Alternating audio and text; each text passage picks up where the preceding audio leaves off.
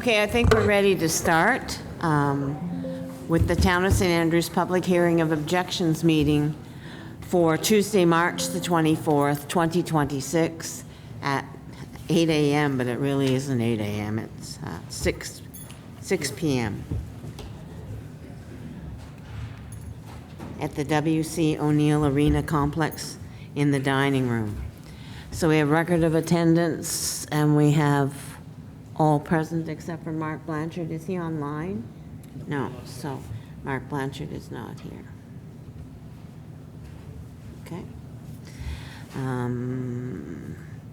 We recognize that we are on the unceded traditional territory of the Beskotomakati people under the Linguistic Way people, Mi'kmaq, and people as well. So we welcome you. Approval of the agenda. We are here just for the hearing of objections, so I guess I need a mover and a seconder. Mr. Heenan moves. Seconder. Okay, Deputy Mayor Neal. Any additions? Nope, can't be. So, that being so, all those in favor of accepting the agenda as say aye. Aye. Contrary minded? Carried. Disclosure of a conflict of interest by anyone? This is hard to read. None. And so we don't have any presentations, and we are at the hearing of objections. So what we ask in the hearing of objections is that we have gone through the first reading of the municipal plan. So it is in its first reading. This is for the zoning bylaw in draft form only, and these are the hearing of objections. We ask that if you are going to speak, is there a mic set up, Flo, way over there? So you have to go to the microphone, identify yourself, and then you will be given 5 to 10 minutes. We don't want to be here all night. So we'll give you a 1 minute or 2 minute warning, and then that'll be it for this evening. And then we are going downstairs, right, for the second meeting. So with that being said, we will begin. There's no presentation, so if you have anything with which to say, please come to the microphone, identify yourself, and speak. Thank you. I'm just going to set a timer just so I know. So my name is Shannon Fellows. I live in the rural area where you're proposing these changes, and I have some concerns about the environmental impact that are going to happen in especially the Zone 3, I believe. Is the thing about my main concern is with the farming stuff is, are you aware of the water pollution that might potentially occur if you allow these things to go through? Because under your regulations, you talk about livestock farming, and you talk about also marijuana farming specifically. Now, regardless of anybody's political beliefs about the use of marijuana, it has been there was an Australian study that found that areas around these types of grow-ops are a high risk for autoimmune disorders and for asthma and other related things with regards to pollen. Massive increases in cases regarding that like occurring. And also, water runoff is found to have higher levels of nitrogen and phosphorus in the soil, as well as bio-organic, contamination. Those contaminations can form in under 2 years after these kinds of farming stuff is put in, and it can take over a decade to fix. By the time you would have to reassess things to make it so it wouldn't be an issue, it would already be too late. And if this contamination occurs, does the city plan on running out to the rural areas of Shamcook and Bayside, where I'm at, by the way? Are they going to be running waterways and stuff if our water gets contaminated? And also, the other concern is, you mentioned forestry as one of your potential things you're allowing. If you cut down all the trees, what are we going to do about the flooding that could potentially occur? Because there's a lot of hills in those areas. You're going to have sliding and stuff potentially occurring. as well as the contamination and stuff. But also with marijuana grow-ops and general crop grow-ops, there is an increase in fire hazards, especially with marijuana grow-ops, because they require a very dry environment when it comes to harvesting. Under your regulations, these are allowed without asking council. So someone like me who actually had to move out of their previous city because somebody opened one of these grow-ops nearby, I'm allergic, like lethally, they can be put in, couldn't do anything about it. Are you going to put any sort of regulations in with regards to that? Because I do not believe that should go unregulated. And also, it's going to open up a lot of theft potentially, because I know when that grow-op went in near my old former place, that place was getting broken into every other week. Because people would go, oh, I can get free weed here, I'm going to go break in and steal crap. And it became an issue to the point where even my place was getting scanned over by thieves. And where I know you're going to be putting in more affordable housing and stuff like that, there is a higher chance of crime starting to develop. It is a major concern. What else do I have? Oh, there's also the smell warning thing. I don't want us to really end up like Sussex, because I've done the flea market there for like a decade. And the way in, you can smell the manure really strong for miles out. If everybody turns their property into farming stuff in that area, you're going to have a major bad smell. You know what I'm talking about. That's going to affect tourism. People are not going to want to visit a place twice that smells like cow fecal matter. What are you planning to do to kind of regulate that? Because there's no regulations with regards to pesticides and stuff like that, which might, with where we live in a winding area, this might actually affect King Spray and their stuff with their regards to their lady beetles that aren't actually ladybugs. For the record, they bite. And stuff like that. Like, what are you going to do about the smell-related contamination in the air, the potential autoimmune stuff that could develop due to farming biohazards, and just the general risk of wildfire and water contamination? Is there any plans? Because this document, I see a lot of flaws in it when I've gone through it. Like, I have a university degree, a minor in business. My specification was very close to being marketing and management. I went through this document. It is not specific enough with your regulations, I find, and you really need to crack down on the details about the nitty-gritty. I do not think you should be rushing this when you have till 2028 to do this.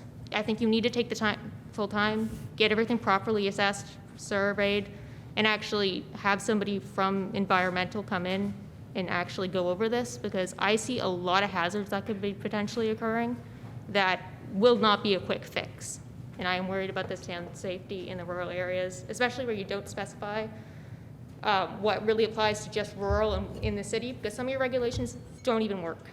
Anyways, that's all I have to say. Thank you very much.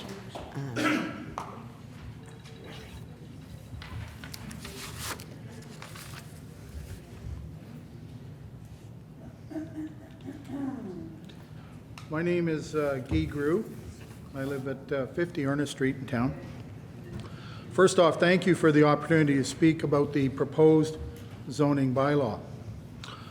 The proposed municipal plan and zoning bylaws are complicated documents that do not reflect community values. These documents were done with little public consultation.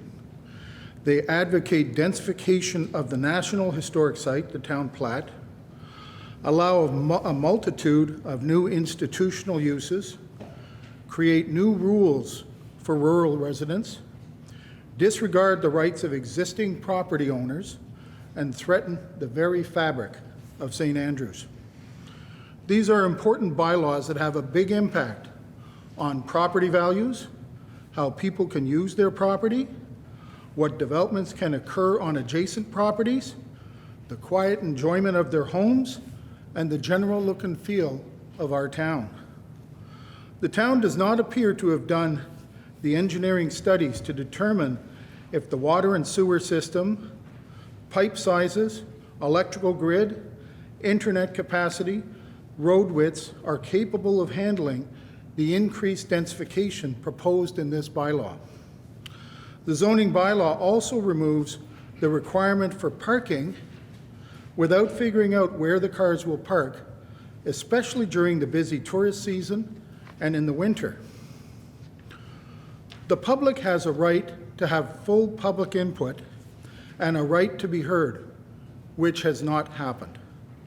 The deadline for completion of these plans is the 1st of January 2028, and there is lots of time to develop proper plans with full public input and proper engineering studies, so why the rush?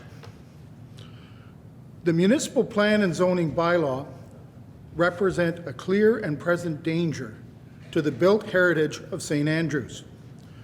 The municipal plan proposes to densify the town plat by developing off-street public parking facilities and promoting infill housing developments in a national historic district. The proposed zoning bylaw takes this densification one step further by permitting 4 and 8 unit apartments throughout the National Historic District, while permitting short-term rentals and institutional uses on every property and small-scale commercial operations on select properties. This will forever alter the character of the town and destroy an important national historic site. There's also a negative impact on existing property owners.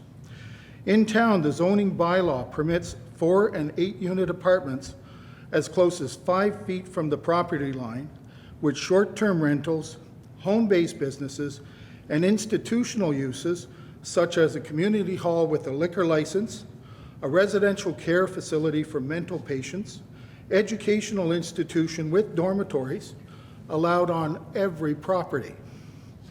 Some properties zoned as U2,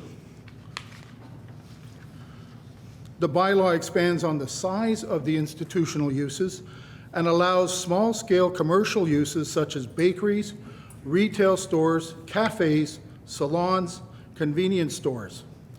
These additional uses permitted in the zoning bylaw can have a significant impact on property values, parking, noise, and disruptions. Imagine for a second being sandwiched between 2 8-unit apartment buildings with balconies overlooking your yard on both sides, or having a licensed commercial or community hall and a convenience store as neighbors. Under this proposed bylaw, these situations are permitted, and there's nothing an existing property owner could do. In rural areas, the situation is the opposite. Property owners have had few restrictions and regulations on the use of their properties. This zoning bylaw and municipal plan impose a whole new set of rules and regulations that were not asked for and are not wanted. The level of public consultation throughout this process has been minimal, and the 2 bylaws do not reflect community values. Whenever there have been briefings or Q&A sessions, it does not appear as though anyone is listening, and changes to the municipal plan and zoning bylaw have been minimal. On February 11th, about 75 people braved a winter storm to voice their concerns at the notice of objections to the municipal plan. Yet on the 2nd of March, Council approved the municipal plan at first reading, with only Councillor Weir voting against.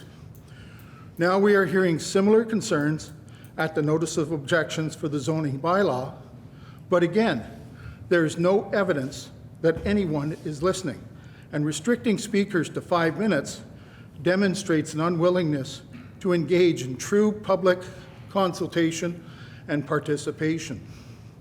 Sadly, it appears that unless there is a change in council in the upcoming municipal election, I fear that on the 12th of May, this will be your new municipal plan and zoning bylaw. Thank you.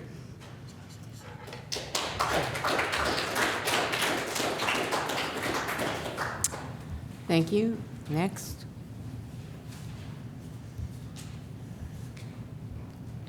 Hi, I'm Laura Lori Fellows. I live in Bayside.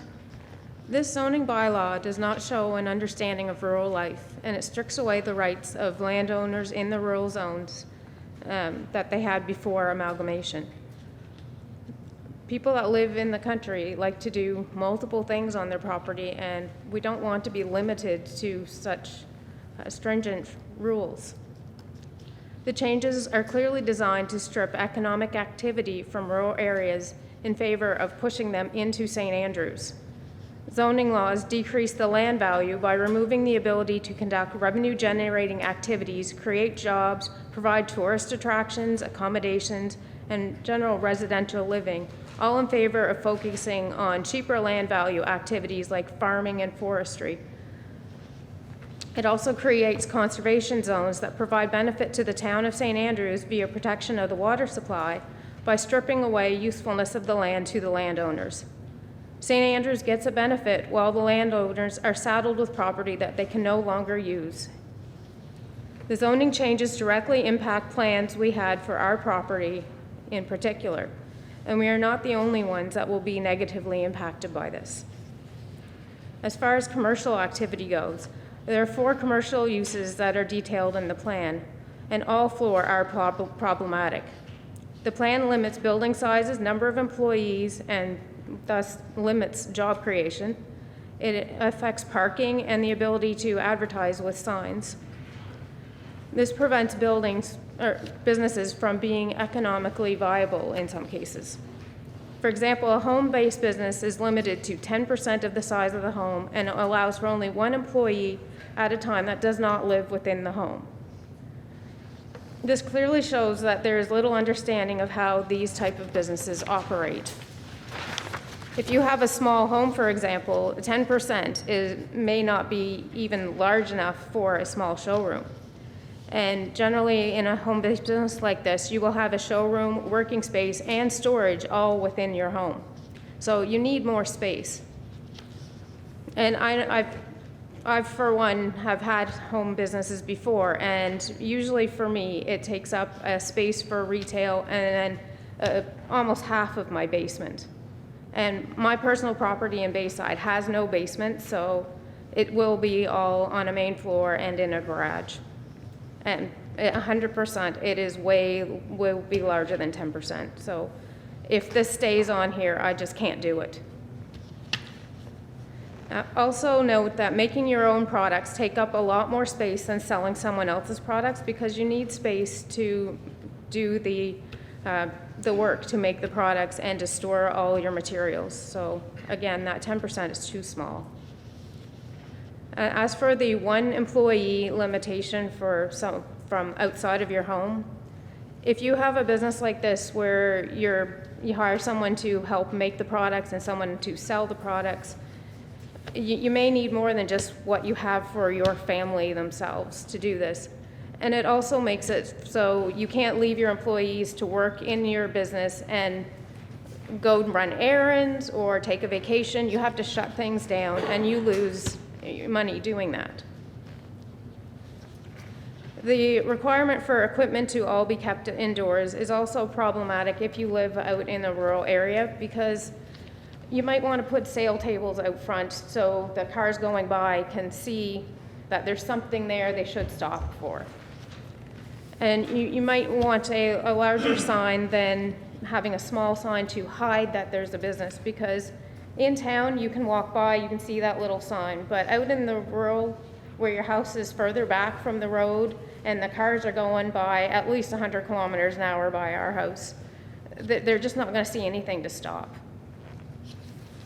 And sign limitations. For the lighted signs, I think we need to be able to put a small lit up open sign out by the street at night out in Bayside, because the cars going down are not going to see a little sign that's lit up in your window or on the side of your building when it's way back from the road. They just, blinders on, they won't see it at all, and especially at night there'll be no way that they can tell that you're open.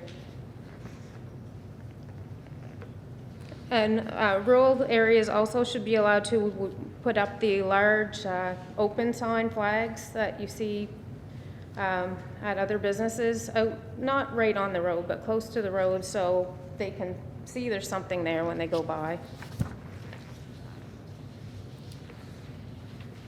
Small-scale businesses are also problematic because, again, there's a limitation of 3 employees for a small-based business, and it was mentioning things like bakeries, small retail store, office, salon, cafe, just for examples.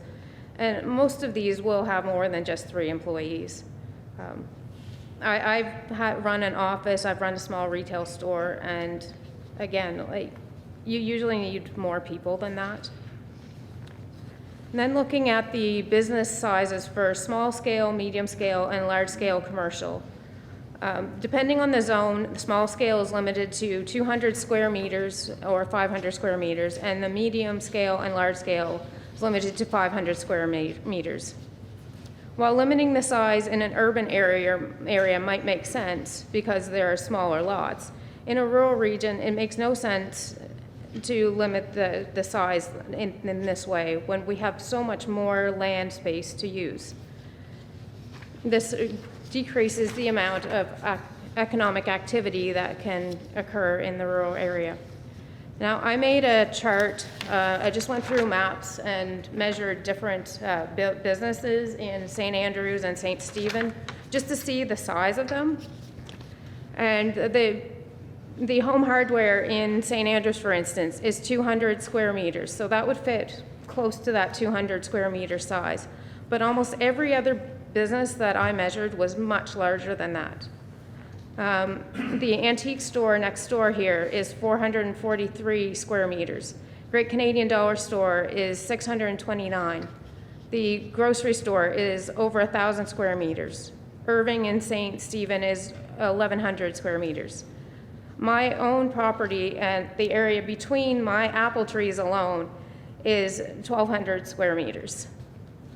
I looked at the concert area in St. John for Area 506, and that is about 1,600 square meters, and on and on. Kira Amphitheater, 2,400 square meters. Mayfield Gardens, 4,200 square meters. So it clearly shows that things that are permitted in the medium scale or large scale just do not fit those size requirements. For Kira Amphitheater is, almost 5 times that limit, yet a medium scale is supposed to allow an amphitheater. There's just no way you could sell enough tickets to pay for a site like that with that small footprint. The garden center too, 3,000 square meters versus 500. Excuse me, you have to start wrapping up, please. Okay.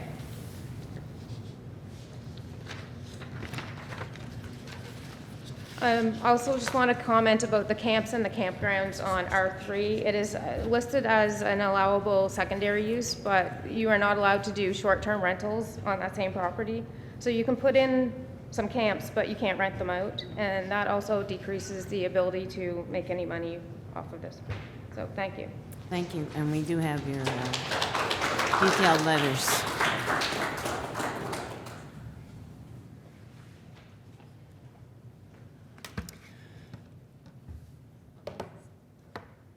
I'm Scott Fellows. I live in Bayside. If you look at the quick reference table, all the red prohibited restrictions on C1, C2 zones with an R3 zone that only allows legacy industries like farming, you are clearly signaling the intent to sterilize these zones and property for any future residential or modern commercial use. It is an attempt to force more of this private land into rural resource categories that benefit for the region's green appearance, food, and watershed while stripping us of our rights to live and work our land as a modern citizen. This is not regulation. This is clearly providing a public advantage and giving you beneficial interest. According to the Supreme Court, this is the definition of constructive taking or de facto expropriation.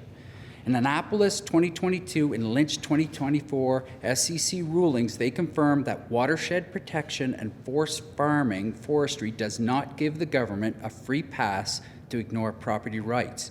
This town is likely liable to pay fair market value at highest and best use for the land it is trying to legislatively appropriate. This is not a zoning plan, it's a clear confiscation of our property rights. Looking at Schedule A map, these pretend lines you have clearly artificially created, there is no physical difference in justification for the R2, R3 boundary. It's a rights cliff. Removing rights and fragmenting a large lot into multiple zones can make it harder to sell or develop as a cohesive unit, seriously impacting our property value. Forcing 75% of property footprint into a specific economic sector like agriculture forestry that may not be viable on a specific lot is a functional confiscation of land's utility. A house on 25% of the land does not compensate for the town's forced control of the other 75% for its own rural resource optics. This clear devaluation could trigger a mass lawsuit for injurious affection. Under the Assessments Act, your property is valued based on its highest and best use. With this zoning, you make it clear 75% of our land's highest use is low-value forestry. We will be asking for a reassessment from Service New Brunswick because this bylaw effectively removes most of all the value, and it's clear about it. When we succeed in dropping our property taxes, won't that hurt the town's budget? Because you do get your budget based on 30% of rural taxes collected. All those new zones on the map define what you can and cannot do, my rights as a landowner. Those lines are legal boundaries. I thought under the New Brunswick Land Survey Act, the only people that can create legally binding line is a certified land surveyor. Who pays for that? You can't place that burden on us. GIS is fine for map, but Community Planning Act requires zoning to be certain and identifiable. GIS lines with a survey to restrict property rights is a breach of administrative fairness and could fail the test of certainty. Any judge could toss out this bylaw as void for vagueness. Pack discretion, unpredictable conditions, conditional uses. Rules must be clear before you apply. Study demands. Officer can demand costly studies at will. Burden must match the risk. Mandatory 75% agriculture footprint. Reasonable lists. Zoning should limit harm, not dictate business. Overlay maps. Restrictions based on generalized maps. Accuracy. Administrative decisions must be based on fact. These points argue the bylaw is not just changing in zoning, but a change in the legal relationship between the town and the landowner, where the town gains broad discretionary power while the landowner loses certainty and property value. I'm in IT. Forestry farming is not my profession. Are you going to pay for me to transition? It is obvious you're planning on turning Bayside and Shamcook into a driveway for the town. You cannot say this is what the MB Statement of Public Interest wanted you to do. ELG may approve the process, but the municipality carries the liability. I think you're opening the town's taxpayers to a large mass action lawsuit. I'm also so concerned with this, I'm going to take this before the Local Governments Commission to review. I'm also going to consult with a lawyer to look at the options for group legal action if you choose to pass this. Lastly, I plan to put up a legally sized protest sign on my property on the 127 as it is protected by SCC Grenard 2002 and my Charter of Rights, alerting the community to what S25 is trying to do, and I think everyone else should know. Thank you. Thank you very much. Anyone else?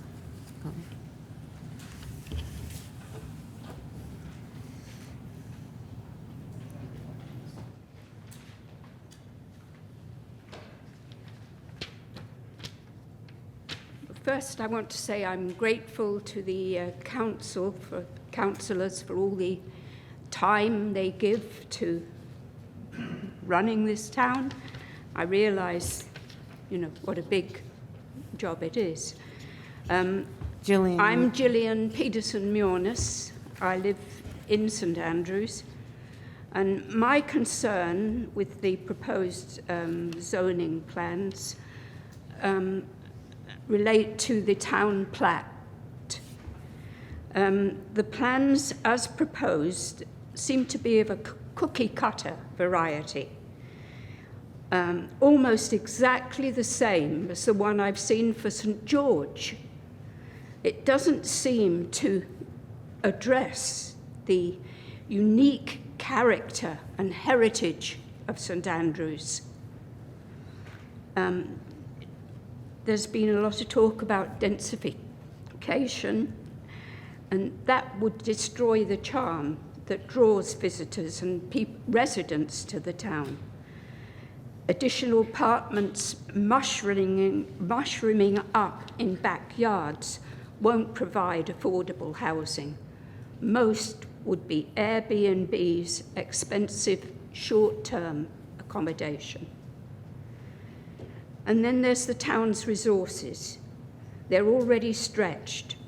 There's insufficient parking, one relatively small grocery store, no permanent police presence, and we rely on a volunteer fire department for which residents are very grateful. And what about water and sewage? Already this year, New Brunswickers are being asked to conserve water because of the lack of winter snow and water. And I'm also worried about the home-based businesses. You can see in other towns some of the businesses that have sprung up in residential areas that are not very attractive and which most people would not want to find next door to them. And finally, I feel it would be really good if we could have an evening when people ask you questions. I'm sure many of you sit here and you think, oh, yeah, that doesn't make a good point. But we need your answers to know what your input will be. Thank you. Thank you very much.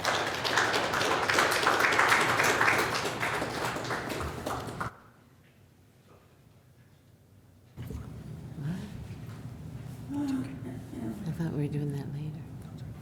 Good evening. My name is Michel Tremblay, and I live in Bayside on River Road. I agree with a lot of people that have mentioned that there was a lack of communication and consultation. I think if there would have been more consultation, I wouldn't be here tonight speaking.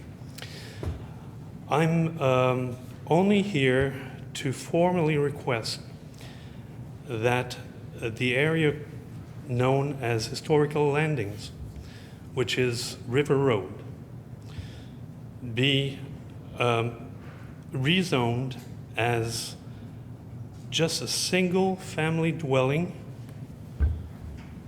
residential only, nothing else. No mini homes, no commercial, nothing else. The simple reason is that this is how the 3 houses that are currently there, this is how it was sold to us. And I believe that some of you do know that because of previous interaction with the committee. Now, I am formally requesting that tonight, and I hope that further iteration of this document will show a further restriction of that area. I thank you very much, and that's it. Thank you.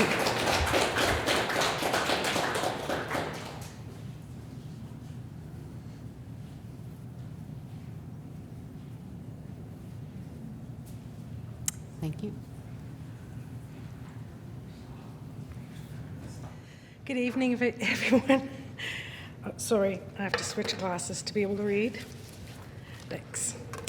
Hi, I'm Brenda Hooper-Rowland. I'm a resident of Bayside. I'm also a descendant of the original land grant family of 1784. I feel a deep responsibility to help preserve and carry forward the foundational values that define St. Andrews, its history, sense of community, and enduring connection to this place. The thoughtful stewardship of these principles is essential to ensuring the future generations inherit not only a few landmarks, but the spirit that sustained this town since the very beginning. I submitted a detailed written objection, but I would like to take this opportunity to offer a summarized version in person and on the record. I would like to first begin to recognize the work that has gone into this bylaw thus far, as well as the goal of modernizing the zoning of our community.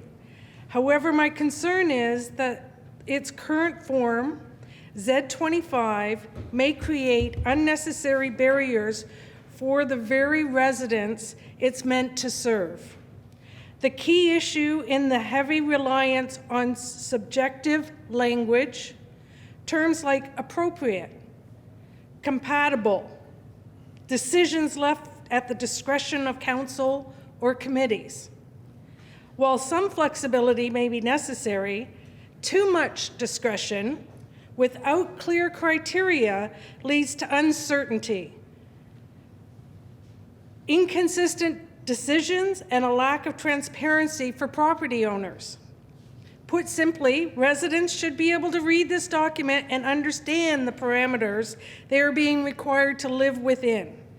Should they have a unique request, then that should be put to council or to the committee. Residents should not have to guess whether something will or will not be approved.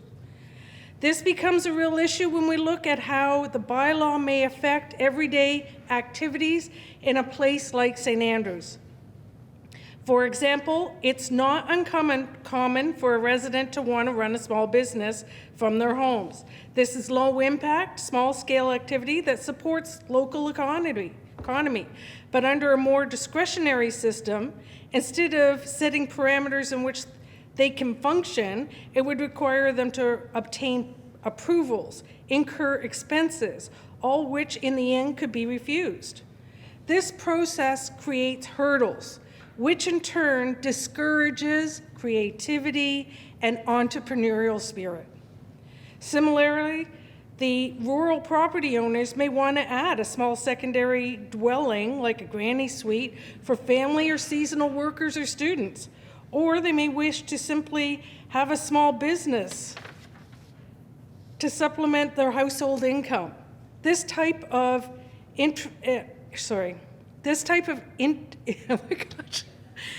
ingenuity should be nurtured to help them solve gaps instead of creating hurdles. St. Andrews is a historical town plat and not just a business district, historical business district. We must remain sensitive to that. The original layout wasn't designed for modern demands of parking or a vision of densification. With limited space and existing constraints, it's important that the bylaw carefully considers how increased density or new uses will impact the uniqueness of the town and its overall functionality. Funding the appropriate balance is not an easy task, and there is more work to be done on Z25 to achieve balance.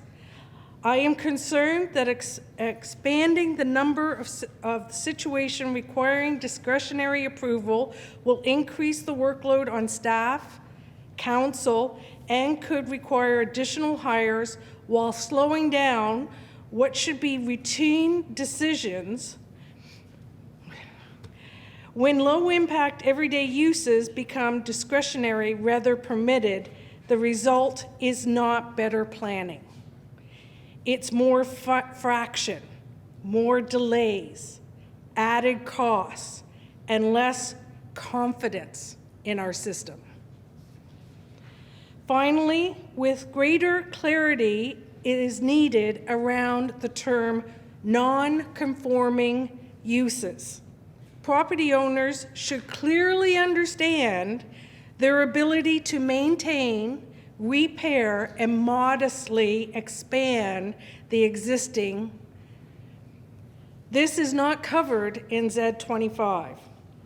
There is still work to be done. I would respectfully urge Council to strengthen Z25 by replacing subjective language with measurable standards, reducing reliance on discretionary approval for low-impact uses, maintain property flexibility in rural areas, greater clarity on non-conforming uses, and ensuring the bylaw is practical, understandable for residents to reference.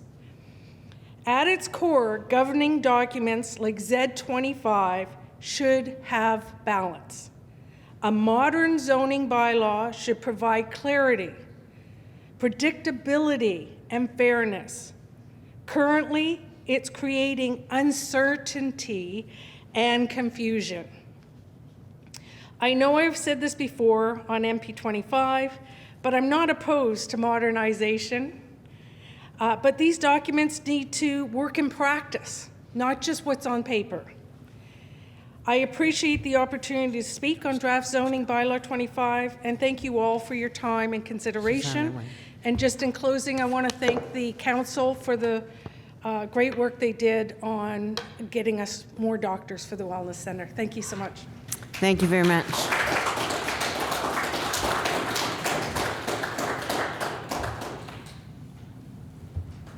Anyone else? Okay.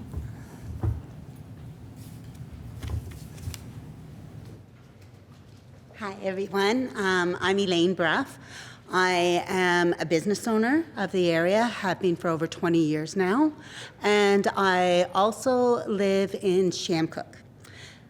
I live on 60 acres, and I do not know where my house should be. I am an R1, I am a C1, a C2, and an R3. That is my property.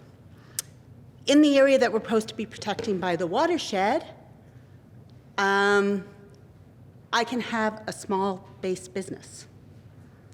In my big area, where my house is, I am not allowed a home-based business, which is 60 acres.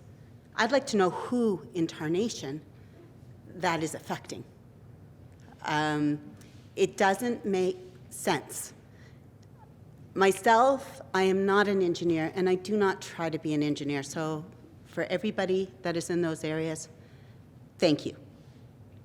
But for us people that want to just have a beautiful home, a property for my children, my 6 grandchildren, that it is a place for them, this does not make sense. I am asking you, please consider us people. Consider this is not fair, that some things I understand, but it's got to be redone. It's got to be done in layman terms. This cannot be passed. It is not fair to you. It is not fair to me. And I think every single one of you on council, and I appreciate everything you do, you can find something that you know is not correct in this, just like every single person that is here. It needs to be taken back. It cannot be pushed through. It has to be redone. Thank you very much for letting me talk. Thank you.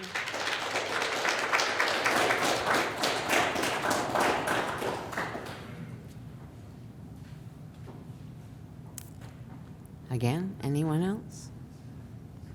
Oh.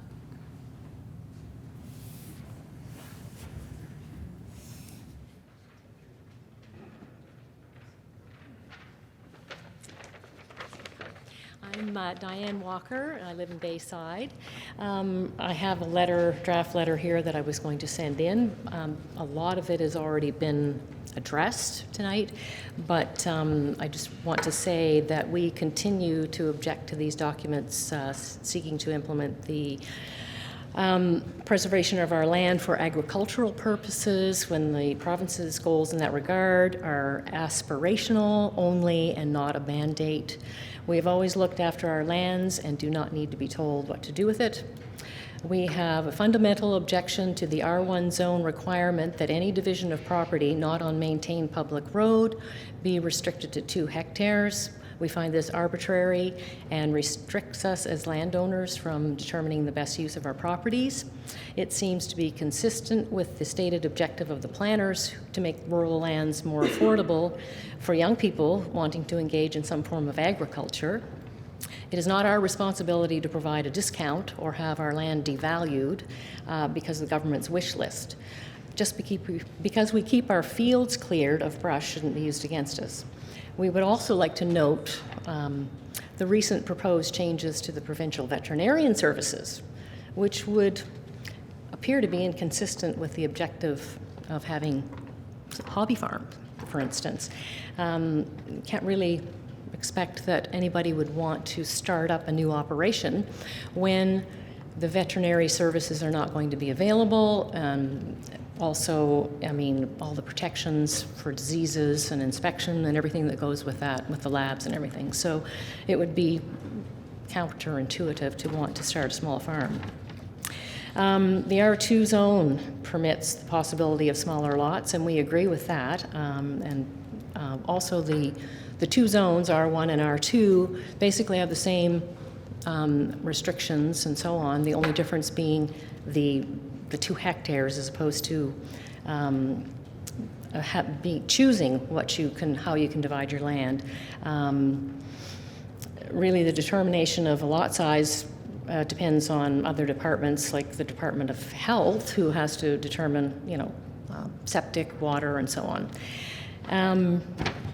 And while we're not residents of the original town, we agree with those who have expressed concerns about the move to infill the town plat without regard to the water, sewage capacity of the infrastructure, the parking, the aesthetics, and we see that as a way to only create more seasonal accommodations.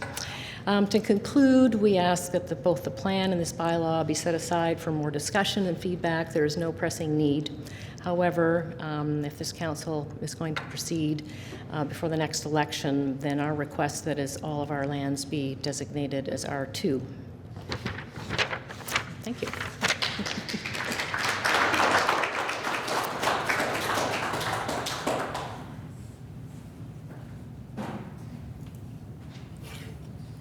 Anyone else?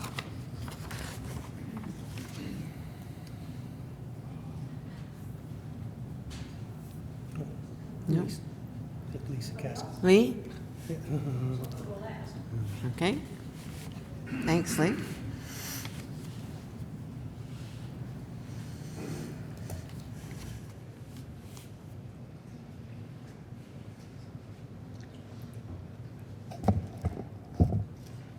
Hi, my name's Lee Sokaski. I'm a longtime St. Andrews resident and a retired planner. And I was hoping to be speaking last here because I've heard so many good things that I really didn't want to repeat those, but very eloquent remarks, very well thought out remarks, and all on the same tone that the process we've followed for this municipal plan and zoning bylaw have been flawed in that we needed to have more community and landowner engagement from the beginning. I think there were a lot of good theories in this, but they didn't actually hit the ground. So I think I'm encouraging the council to have learned from this process. I think there are many good things in this municipal plan and zoning bylaw, but they're little pieces. They need to be taken apart. We need to go to a process that engages the communities from the beginning. We have 3 communities that are coming together now for the first time. We're now a new family, and I've lived and worked in most of them and really appreciate the strengths that each one's bring, and that needs to shine through a little in this plan. This plan needs to say who we are, reflect on who we are, and then say how we want to move forward. So we need to have that first part to it that identifies and pounds our chest a little bit, says who we are, and then have some broad goal setting to start. What do we want to be? Who do we want to be? and then how we can carry that forward.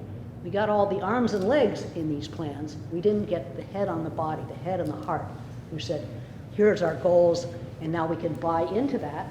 Not everybody's going to like everything, but at least they can be part of it and have their say and know that we've done the best that we can collectively. So I'm hoping that this council will pass, this process on to the next council, and we could look at a slightly different process, actually a radically different process that goes back to how most communities plan, starting out with some sessions to talk about goals, and then develop those and check back to make sure that's where we want to be, and then move on to the next part, and then move on to the next part. And I think then in the end we will wind up with a plan and zoning bylaw within the time frame, if we all want to work together and work smartly at it, and realize we'll do the best we can. So thank you, this council, for getting a start on it. Sorry it's been a rough road for you, but I think, I hope that we've learned from the experience so far. We'll be able to take some of the little pieces of the current plan and zoning bylaw that will work well, and then reshape them and build a more comprehensive plan that all of us can buy into. So thank you, all the people who've made remarks and written in over the last few months, certainly to council as well. I think we'll just, go on from here. But thanks. Let's do it.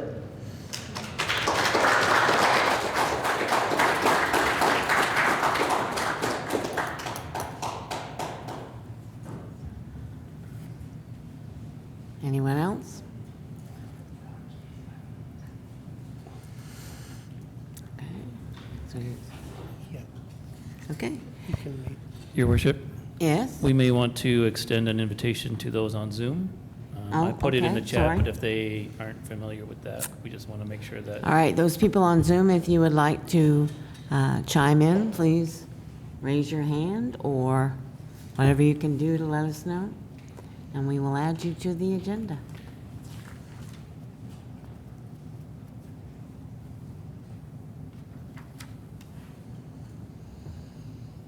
Thank you, Mac.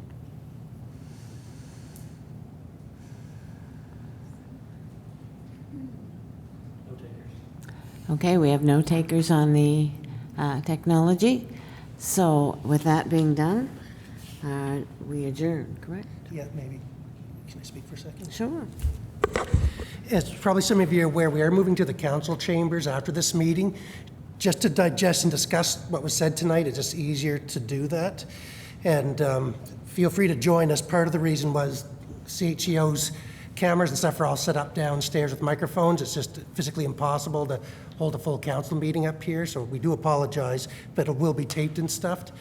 There's no readings, there's nothing like that. It's really to have a discussion about what they heard tonight. It should be noted, these hearing of objections, council doesn't really like the format either, but it's mostly legislated, that they're supposed to listen to you folks and not respond. That's just the format of them, which is unfortunate. But I will say that council, a couple of 3 weeks ago, did mention that they don't think they'll get through this in this term. They still could, but realistically, they wanted to have at least this meeting tonight because they got the zoning bylaw, wanted input from the community. We've got lots of written correspondence, so we thank you for everybody that took time and made references and stuff. That's fantastic. And then stay tuned. I can't speak for council. I'll just say that they're reviewing everything, and we'll have a bit of a look tonight. But realistically, there's only 3 regular meetings until the elections. And so it's the chances of passing 3 readings of the zoning bylaw and 2 readings of the municipal plan aren't really feasible. And so they'll leave just a whole bunch of data, likely for the future council to look at, whether, as Ms. Sikorsky said, and start from scratch, or just take this current and redo it. Staff, including our planners, will revisit everything, get some direction, and move forward. Thank you, Mr. Spear. Thank you, Mr. Spear. So with that, we are going to adjourn to the council chambers, and as our CAO said, you can join us down there if you would like to. So I need a motion to adjourn. Councillor Gomichelle, and seconder, Councillor Harland. All those in favor? Aye. All those opposed? Carried. We are now done.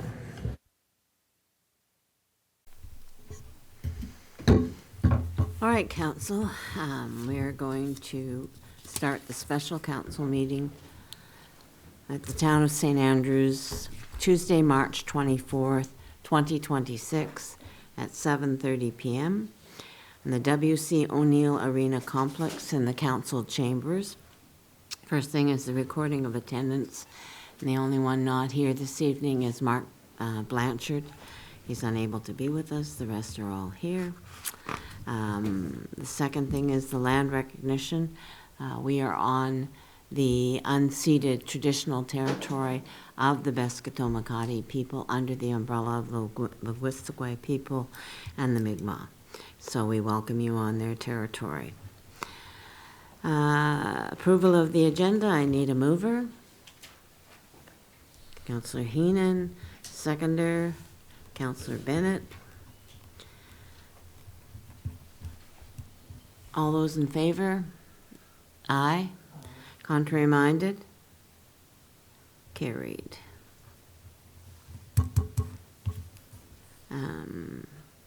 Disclosure of a conflict of interest? Seeing none, there is none. There are no presentations tonight. There's no passing of bylaws or motions. The new business is the discussion regarding 2603-24, the public hearing of objections, proposed Z25-01 of the zoning bylaw. And I'd like to thank all the people that came down from upstairs to join us now. So, council?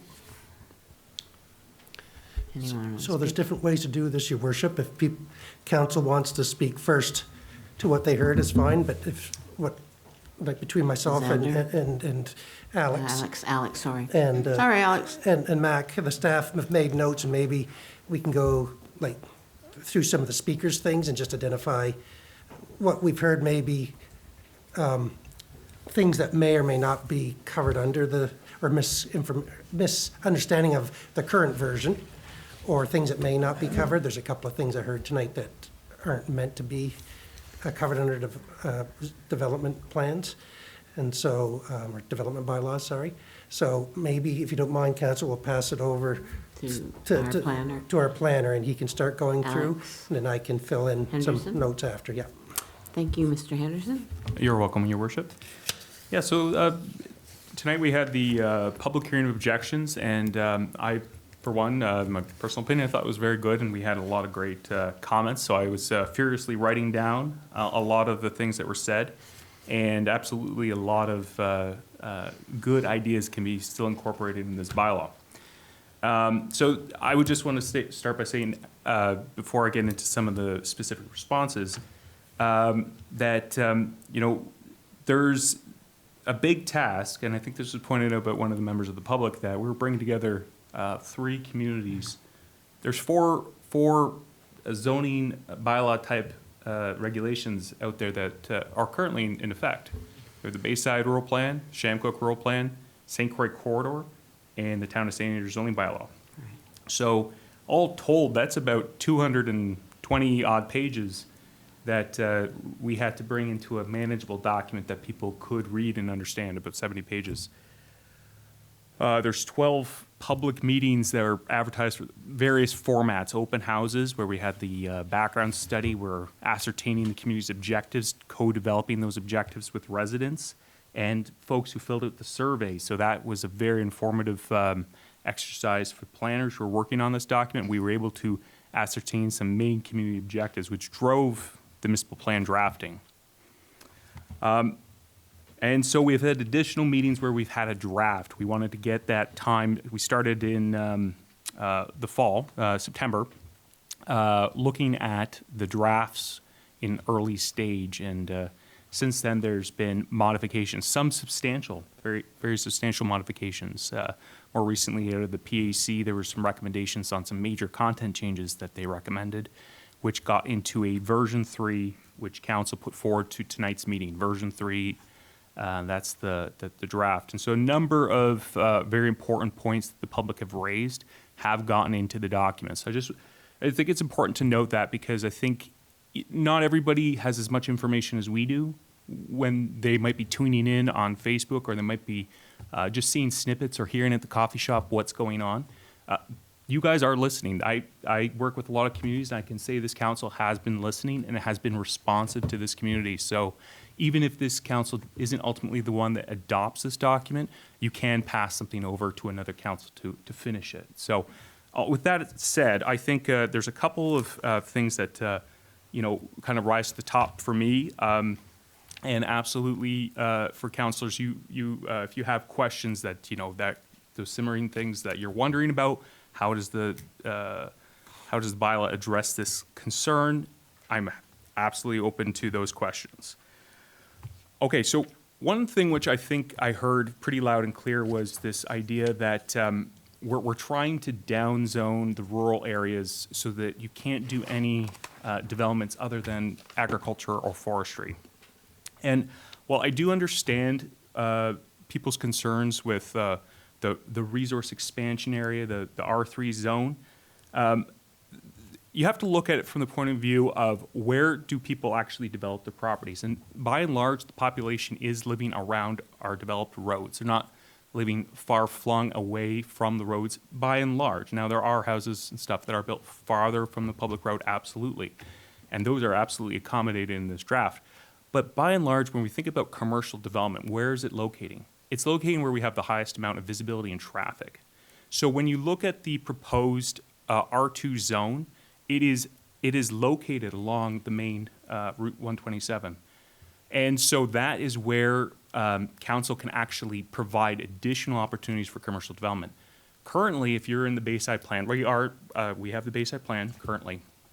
A commercial use is described as this currently. Commercial use means the use of land, building, and structure for the purpose of buying or selling commodities and supplying of services at a small business level. So when we look at what we have proposed to you, council, in terms of upzoning the rural and providing additional opportunities for economic development, it would go from this to being able to develop any type of retail operation. We're talking about contractors' yards. We're talking about uses that require large footprint. We're talking about grocery stores, microbreweries, gas stations. There is actually a significant amount of upzoning involved with this proposed document. I think it's very important to clarify that because this is one of these pieces that people have heard, and because it's said enough, it feels true, but I just have to concur or have to disagree that it just isn't. So when you look at the other zones and what you could do, now we have a zoning by intensity and location. So it's not just based on your PID, your property boundaries, looking at what a New Brunswick land surveyor has to mark out. That's separate from zoning maps. Zoning maps are based on geography. What's on the land? What's the development pattern? And so when we have a development pattern along the highway where you have more commercial opportunity for economic development, that's where we could think about maybe upzoning to an R2. In some of the lower intensity zones, R1, there has been pushback, and you heard that tonight even about River Road. There's been pushback about the potential for inclusion of commercial opportunities. So some places, I could name a few that I think you guys have been involved with public meetings about, where there's been proposals for commercial or light industrial development, and it has been resoundingly rejected. And I think we were seeing head nods around the table because it is a true thing that some places in the country have developed a rural residential character, almost exclusively. And so when we have folks who want to do some entrepreneurial activity, and we have folks who just want a rural, quiet quality of life, there is a balance. I think that comment about balance came up. This is absolutely trying to strive to get that balance. So the R1 zone is not as intense as R2, which allows for all those uses I described earlier. R1 is at a small scale level, quite similar to what you have right now in the Bayside Rural Plan. There's almost no difference. So we're not downzoning anyone with this proposed bylaw from the point of view of staff on rural. When it comes to agricultural use, I think this is one of these things that also gets misunderstood.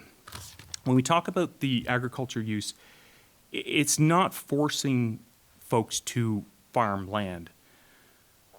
There is a need, though, to have larger tracts of land for resource development. I'm not just talking about farming. There's sawmills. Now, we heard tonight about the issues around odors related to livestock. These are real concerns. So if you don't have any zones that don't allow those rural residential character areas, you're going to have a mixture and what's called a conflict, a land use conflict, serious land use conflict.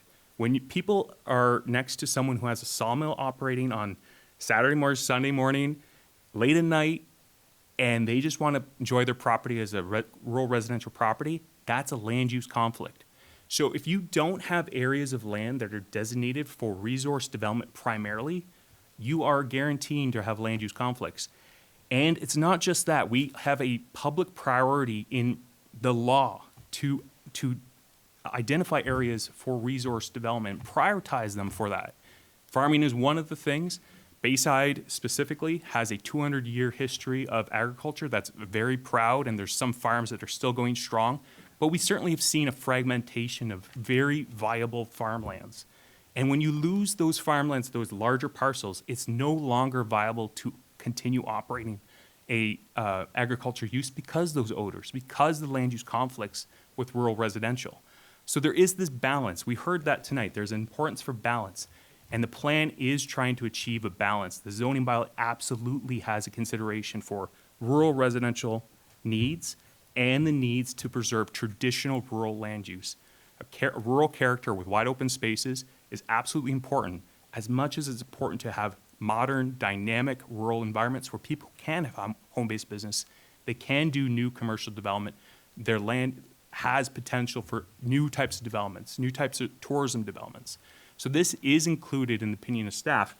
And we absolutely can get into specifics. I think when you look at it and you hear about, oh, I can't do this thing in this specific area, I think there's a conversation where we could actually look at that and say, well, have you thought about doing it this way or this way? And there is this room for discretion. PAC has the ability to give variances that are reasonable, desirable for the development of the land, and within the general intent of the municipal plan. And the general intent of the municipal plan, as I said, is to promote entrepreneurial spirit in rural areas, to promote rural economic development opportunities. So I think with that said, I probably might have said enough right now, but I think we could go back to specifics. There is a concern around density and infill in the town plat, and that is understandable. So I think some of the concerns that have been raised is about the National Historic Site. So National Historic Site talks about the actual layout into 8 lots in blocks.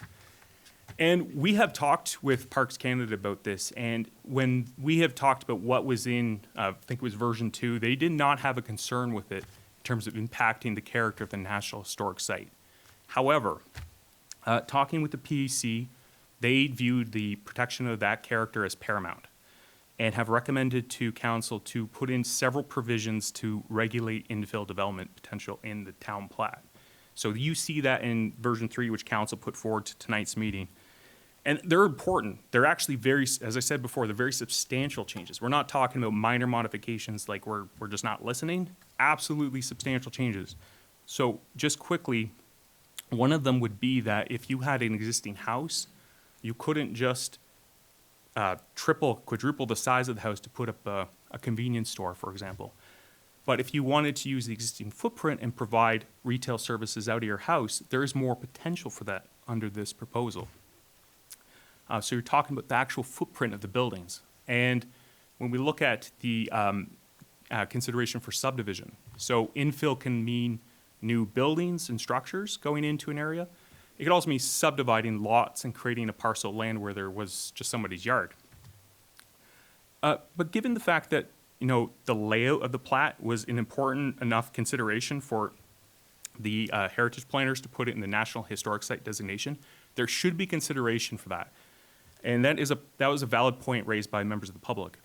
So what PEC and staff looked at was the potential for there to be essentially a moratorium on subdividing heritage conservation bylaw listed properties. The 8 lots per block, again, identified as a National Historic Site characteristic. It's not regulated by the Heritage Conservation Bylaw, That bylaw does a lot of heavy lifting on heritage conservation on its own. We didn't want to conflict or duplicate it, because actually it has legal implications to do that. But something like subdivision is appropriately handled through the zoning bylaw. So we could say that those properties, those, you know, grand, large old homes with the historic bylaw protection, they could have a limitation on doing these infill lots. So you don't have a bunch of houses necessarily blocking view of a beautiful old brick building. So keeping those large yards intact is something that's in draft version 3. Additionally, if you are in proximity of one of these properties that is listed in the Heritage Conservation Bylaw, then there can be architectural review for what the future development would look like if someone were to buy a non-heritage property and subdivide it and put up, say, 2 houses. The PAC could have an architectural review of what those 2 houses could look like, so there's a compatibility consideration for the surrounding heritage properties. And so you can bring in certain style guidelines that may be discretionary. I know this was another point about discretionary. The bylaw, the very most, I absolutely agree with that comment that was made by a Bayside resident regarding too many discretionary uses. We really try to pare back on the number of discretionary uses because it fills up PEC's agenda, as well as the resident said, it creates uncertainty. So in staff's view, we actually have pared back a lot of discretionary uses that were otherwise there. But there's certain areas like this where it's just, you just can't write a bylaw to define every scenario. And so where we have lessened the burden on PAC, this is something that can be kind of handed back to them. The architectural review for appropriate infill development around heritage properties.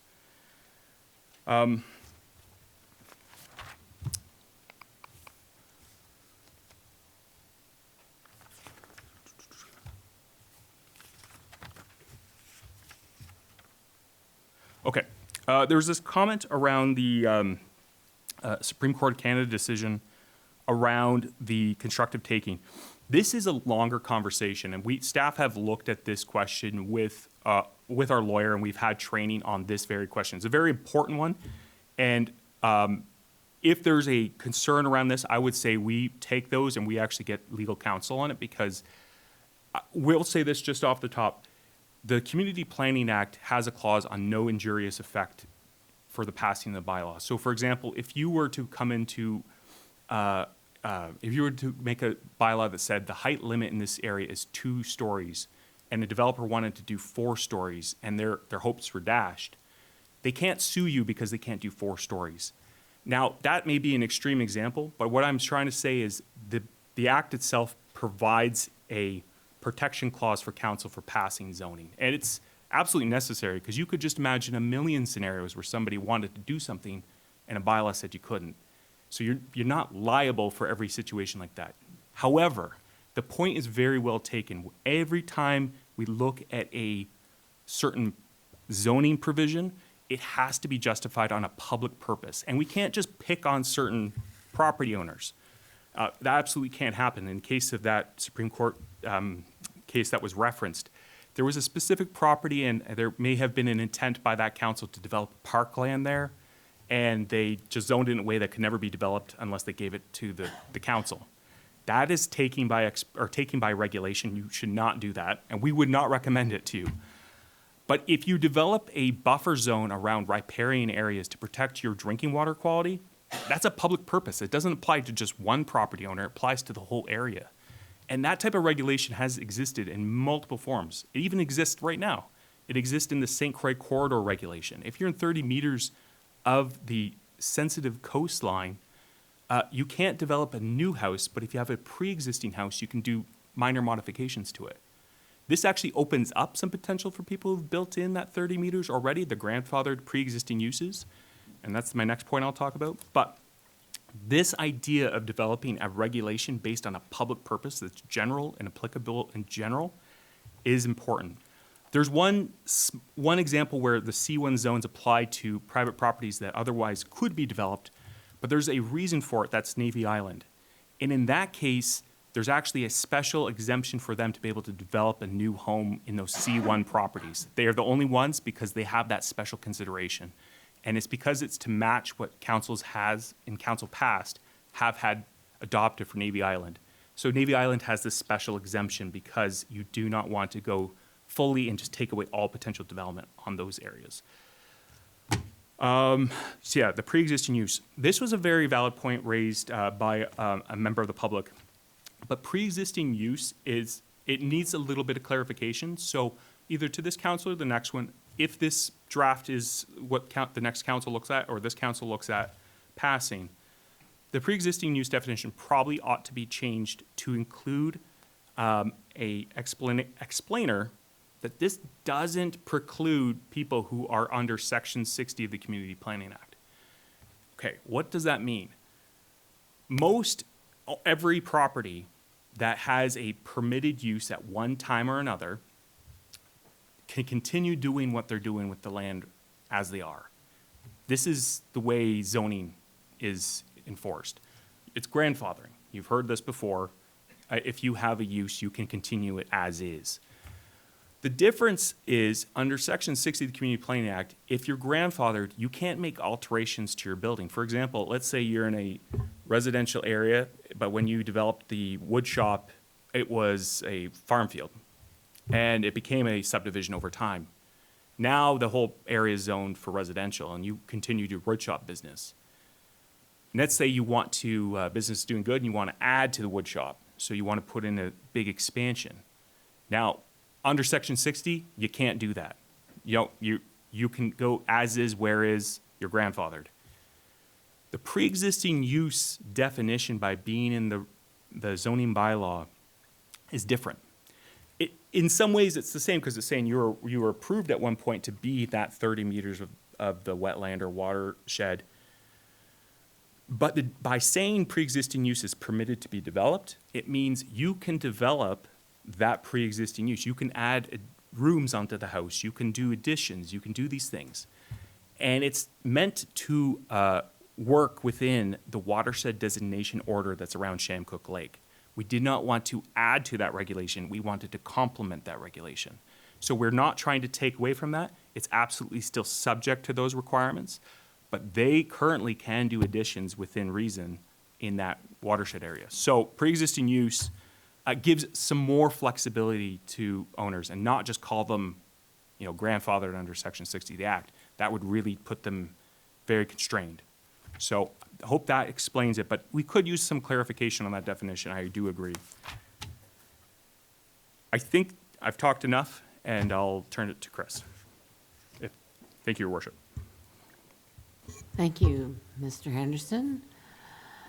Never really turned to me, but I guess, Council, was there anything that Mr. Henderson says you want further clarity on?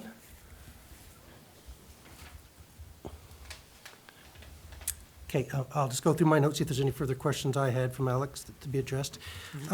One of the speakers spoke about environmental concerns, which I think St. Andrews is very progressive. Yeah. There's a couple of things. She talked about wildfire care. There's actually a plan being put on by the RSC, paid by another level of government.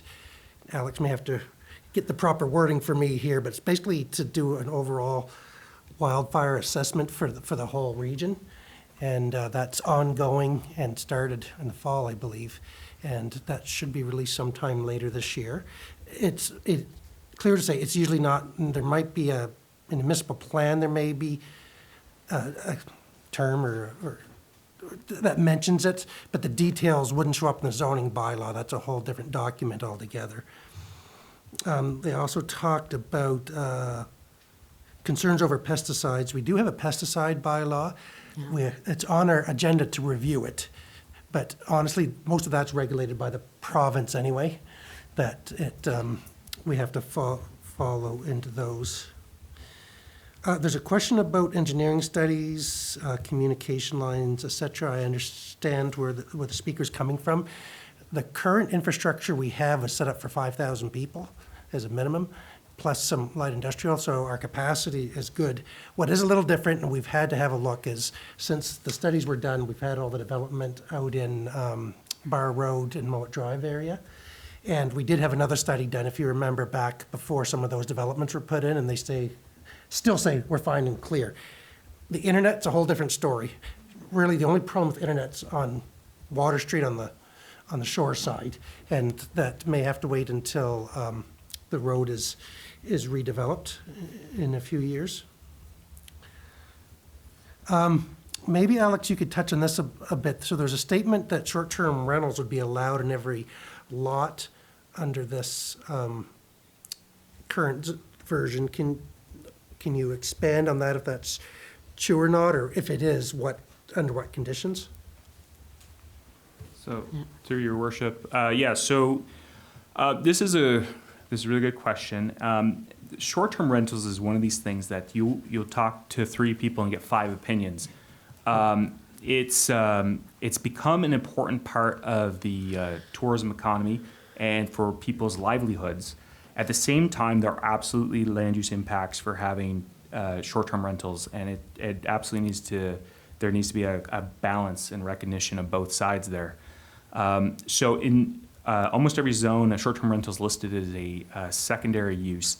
The reason it would be secondary use is because if you have just a short-term rental as the only use of the property, like if you were a developer and you just built a bunch of houses and you were never intending to have renting them out on a long-term basis or selling them, the problem with that is there's no other thing on site, no other occupancy on the premises that can act in a fashion of a caretaker. Now, we can't guarantee that just because they're a secondary use, there's going to be a caretaker on premises. We have real limitations as staff in terms of how we can be everywhere to enforce every bylaw. So we certainly can't. But the best way we can enforce things is preventative measures and through the permit. So if someone were to develop a short-term rental, we'd have to see evidence that there is a main use in conjunction with it in order to approve it. Now, there is one zone where it's not listed as permitted use, and I think there was a little bit of confusion about that. In R3, it's not listed as a permitted use. Now, many cases in R3, the short-term accommodations aren't really going to be in the form of a dwelling being rented out. They're in the form of a cabin, a camp or transportable structure, a yurt, a dome. These can be rented out on a short-term basis. Airbnb, VRBO, they're not in the bylaw, they're not uses, but you absolutely could develop under this proposal, like a Airbnb type business in the R3 zone. But yes, short-term rental refers to specifically a dwelling unit that is rented for a period of 30 days or less. So it's not a hotel, it's not a camp or a glamping business. We're talking about specifically a dwelling that's used for short-term rental. And that's because there's an implication on the housing and residential character. And furthermore, this zoning bylaw doesn't prohibit short-term rentals from being developed. And some have advocated for that, and I understand why, because of the impact on the housing supply. But there is always the option, and it's proposed in the municipal plan, for council to explore or revisit maybe at a future date the idea of that licensing bylaw. Because we had legal advice on this, that the best way to deal with existing short-term rentals, if council were ever wanting to limit the number, the best tool they have available is pass a local governance act bylaw and stipulate there's this many licenses available. They may cap it at the existing number, and the ones that are maybe enrolled in your levy program, for example, and you could do that. You could pass that bylaw. Council in the past had looked at that and decided not to, and that's council's prerogative. And a future council could look at it again. It is proposed in the municipal plan to look at it again at some future date, but again, doesn't bind that future council to do it. You're not, this council or the next council, who's not bound to actually pass any licensing bylaw. But it is the best way to deal with it, because you can deal with existing short-term rentals, and there's already a large number of them. So zoning mostly deals with what's new, what could be developed on the horizon. But what you have now, that's Local Governance Act bylaws, and they can deal with existing things, and there's no such thing as grandfathering under the Local Governance Act. There was a lot of concern, this has been going on for a long time, to be honest, since early versions, about 8 apartments could be allowed in many of the zones. I mean, I've tried to explain to people, there's other things that, yeah, you can go up to 8 apartments, but there's other restrictions that will really say what that is. And council, you still have the power, if you, or future councils, if 8 is just a number you're uncomfortable with, certainly you can lower it to 6 or something. But maybe just explain, Alex, if there's a current R2 building that someone decides they want to expand it, we'll assume it's not a heritage property, that it's a fairly modern build, and they want to turn it into 8 apartments or 8 dwelling units, I guess. Can you kind of explain some of the restrictions so council understands what's there and if they need to enhance that? Yeah, so it's a very good question. So under the current draft here, if you're in the town plat and you're proposing to do this and you had the U2 zone, the medium intensity zone for urban parts of St. Andrews, you could do up to 8 units with, there's some due consideration though. There has to be a sufficient lot size for one. You can't exceed a minimum lot coverage for the building. And if you're in the town plat, you actually can't exceed your current building footprint. So you could, if you can accommodate in the current building footprint, then yeah, you could develop that. There's also design considerations. So for example, making sure that the building aesthetically fits into the area. One, if you are in proximity to a heritage structure, having to go through that review process. But 2, if you're not in proximity, then you have just general urban design criteria to make sure that you fit. For example, making sure the main building has an entrance facing the street. That actually very much helps the building to be human scaled and fit as opposed to a big blank wall. There's also a requirement on glazing and window coverage. Also, if it's a flat roof building, kind of like your typical small walk-up apartment building, the flat roof should have a cornice. It's more of a traditional and architectural feature of St. Andrews of the past. Think of the Barry Block, for example. I think it's a common example. But that has a cornice along the top of the building, and that also gives a human scale to the building. So we're not talking about skyscrapers here. They would all have to fit within the current height maximum that applies to single-family houses. And it goes on, and like the idea of there being a parking to be the rear and side of the building. And I think parking minimums was talked about. Parking minimums have been repealed around North America in the last number of years because, one, the actual mandating by the government to private sector to have this many parking spaces is a bit of a redundant exercise. There is a need for parking, and the private sector developers need it often for their financing. If they have a proposal that doesn't need as much parking because they want to attract, let's say, students, the parking mandate actually makes those units less affordable and doesn't promote an active transportation lifestyle. So by the government mandating a minimum number of parking spaces, you don't solve a problem, you actually potentially create a problem. The issue around parking, just to divert for a second on that, because that was another point, you know, the idea of municipal parking spaces being developed in thoughtful ways by council is not just a willy-nilly exercise of tearing down beautiful buildings and paving them. It's absolutely going to be a thoughtful consideration. I know this administration, they are very thoughtful. So the idea of there being additional parking spaces developed by the public to accommodate the tourist traffic absolutely is a priority in the municipal plan, but this isn't for residential. That will take care of itself either through the developer's financing or if they have a special type of proposal that doesn't need as much parking as a government mandate would require. And again, it's one of these things that across North America, town of Lunenburg just repealed their parking minimum. And they have a very similar heritage characteristic as this community. So I'd urge council to consider that for the consideration of affordable housing, but also for promoting potential active transportation lifestyles. So all said and done, if you are going up in scale in the residential density, there's some in U3 that could go further than 8 units even, but the requirements for amenity space, like landscaping requirements, increase the more you go up. So that is part of this. As well, I think there was a talk about the institutional style residential. So residential care facilities include people like senior citizens who need care, to people who are born with developmental issues, and so they need care. And accommodating all people in the community is about being an inclusive community. So it's very important that residential care facilities can be developed. Now, this doesn't include, to the extent of, say, emergency shelters, like a homeless shelter. That's a special. That would have to be a rezoning in this community. That wouldn't be allowed in any of the zones. But a residential care facility at the appropriate scale in the appropriate areas, it wouldn't be permitted in U1 because that's the lowest intensity urban zone, and U1 it's a far more low traffic environment. So residential care facilities, the main impact they have is not the residents per se. It is the just the amount of staffing that comes and goes through the day. So that is the main impact from a residential care facility. So that, I think, hopefully addresses most of those concerns, or questions, sorry. Thank you. Mr. Henderson? Again, Mr. Spear? Continuation?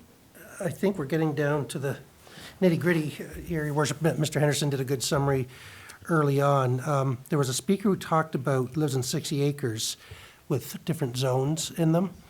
And I guess maybe just explain, and again, for staff here, this is new for us too, because, you know, everything was nice little zones in the old St. Andrews, because everything was half acre to 3/4 acres, so multiple zones was very rare. It did happen once in a while. So I guess for our information, as well as maybe explaining it, like kind of quick example of why it happens, I understand that, but maybe, you know, if someone, maybe an example, like if the speaker one, like they said, create a family compound, so to speak, if that would be prohibited, or how they'd go around.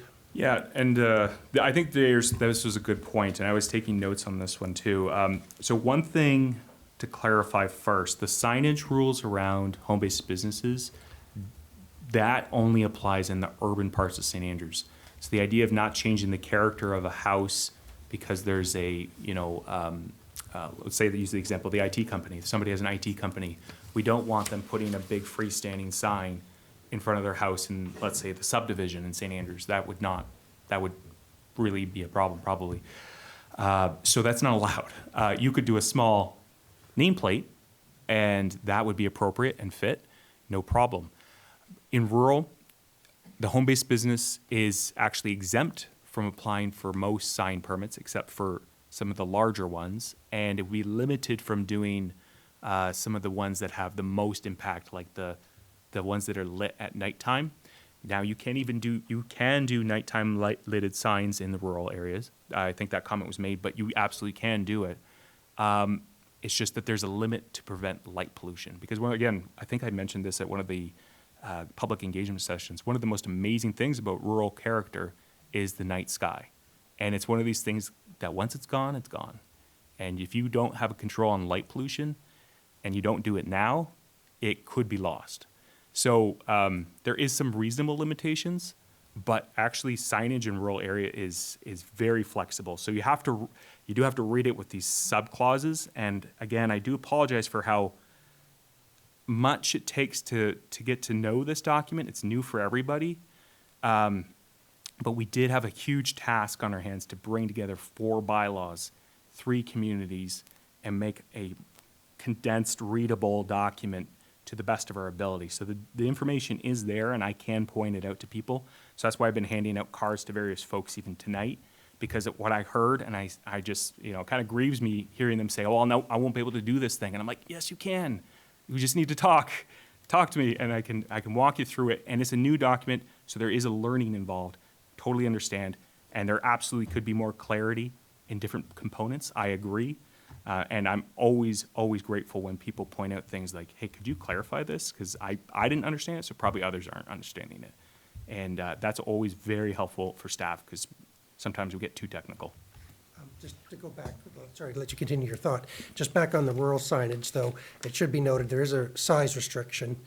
There's also, the government of New Brunswick through DTI has some restrictions, but we also still have a a limitation on off-site permits. We just went through this. So it still doesn't allow for, say, Large billboards. owners out there to decide they want to, you know, put in their buddy's business in downtown St. Andrews. That's still restricted. It has to Yes. be for on-site businesses only, at least under this That would be current version. considered a billboard under this, and they're prohibited everywhere. So the ones that exist, they can be maintained, Yeah. but the new ones aren't being allowed. And that has been since these new rural plans passed. Yeah, and that's Yeah. fine. I just wanted to add some Or- clarification, sorry.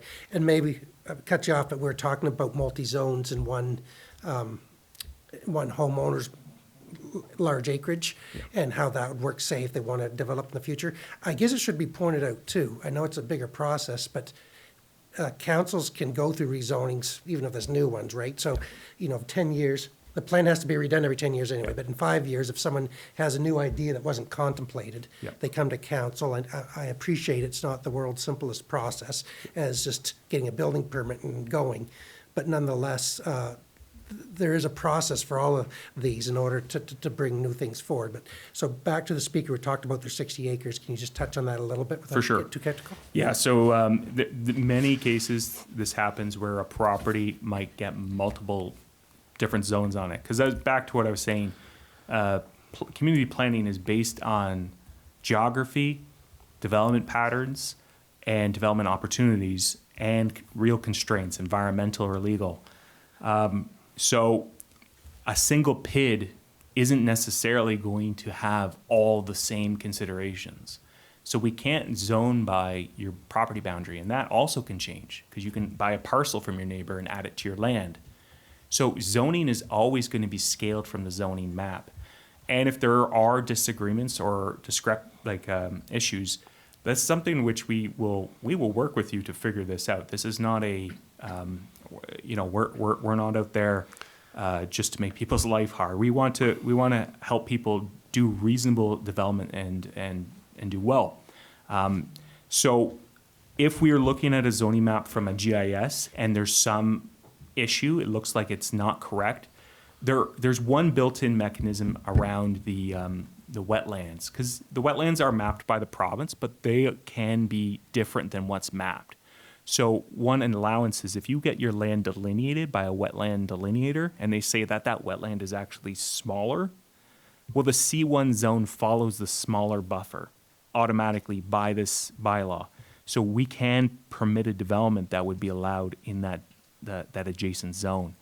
And I know there was some confusion about that tonight, but in my 10 years of practice, we have never run into a situation where this was an insurmountable problem that couldn't be resolved with scaling the map, looking at GIS, and doing some measurements. So I'm going to say, talk to us, let's look at it, because I'm almost virtually certain we can figure this out.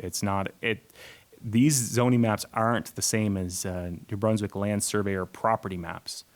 They aren't as precise, and the reason I know they do not have to be is because I've seen maps drawn from the 1980 basic planning statements, which some members of council I think were involved with.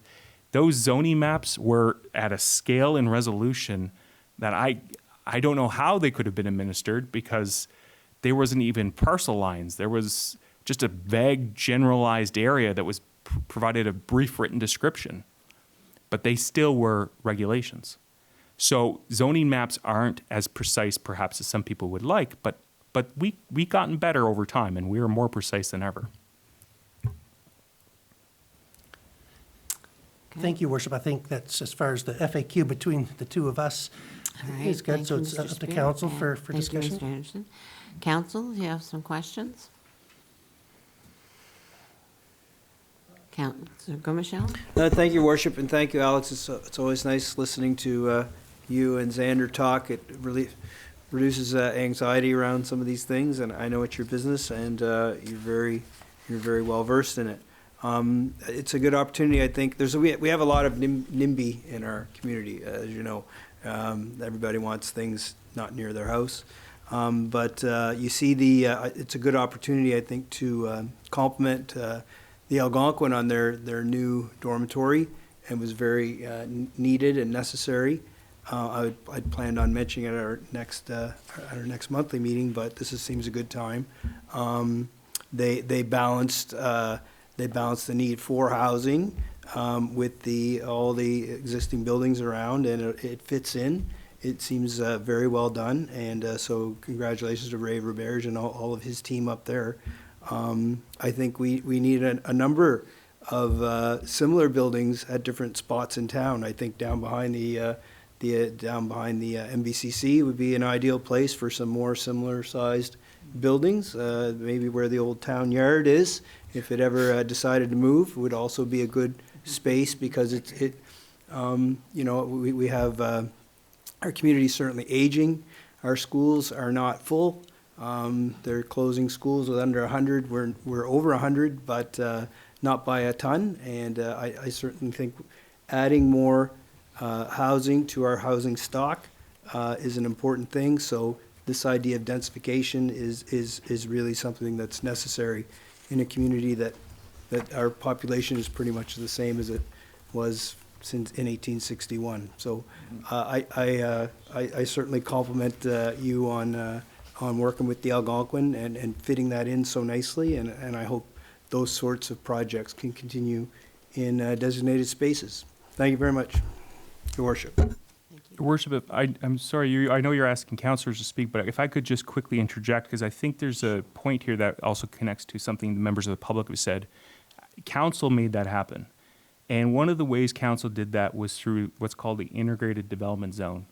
And that's an important thing that we haven't talked about, but was raised, I think, through some of the letters. The integrated development zone is an opportunity for council to consider a zoning or a proposal outside of the box. If you don't follow these U1, U2, R1, R3, you can make a proposal to council. It's a rezoning, so there's a $1,500 cost. It's not a flippant exercise. It's a serious exercise. But when council heard that proposal, it was able to look at all the unique characteristics of that site, develop a plan for landscape, to develop the parking, develop the aesthetics of the building, and put it into a bylaw that now runs with that land and will run with that land until such time another wants to change it somehow. But it would have to come back to this table to be changed. So if there was a proposal, for example, to go beyond the 500 square meters for a large-scale commercial development, the reason that's there is to prevent a large big box retailer moving into the community, which was something the public said strongly to us that they did not want to see that kind of development in St. Andrews. But if council wanted to go a bit beyond 500 square meters, we would say to that commercial developer, go to council, make a request. Council can consider your proposal in a unique standard and have a public hearing and consult the public. So that's the ID zone, the integrated development zone, which council used for the Algonquin. Thank you. Councillor Heenan. Yes, Your Worship. Public, it's nice. I really enjoyed tonight. I thought I learned quite a bit this evening. The one thing I wanted to just keep going with is that sometimes the public think that we do not listen. And, probably we overlook certain things. I'm not going to sit and say that we don't. But this whole process has I've learned a lot from it, and I've listened a lot. And it's just the exact same thing with the Algonquin piece. Like, people think that we just rubber stamped that. We did not. We had many, many, many meetings and many meetings on how it was going to look. We took in public viewpoints. I mean, that just didn't come by us rubber stamping it. It was really well thought out. I was new on council, or fairly new when it happened, and it was a big exercise for me to make sure that it turned out the way that we felt it should. So for someone to say that we don't listen, they don't see the work that we do at meetings. They don't see the notes that we take from the meetings like tonight. So I'm very pleased with the Algonquin, and I'm very pleased with the fact that we made it happen. And thank you for bringing it up, Councillor Gumichel, and I appreciate the time. Thank you, Your Worship. Thank you, Councillor Heenan. Any more, Council? Councillor Harland. Thank you, Deputy Mayor Akji. I guess the piece that I I've appreciated all of the clarifications that you've made tonight, Alex. It's been very helpful.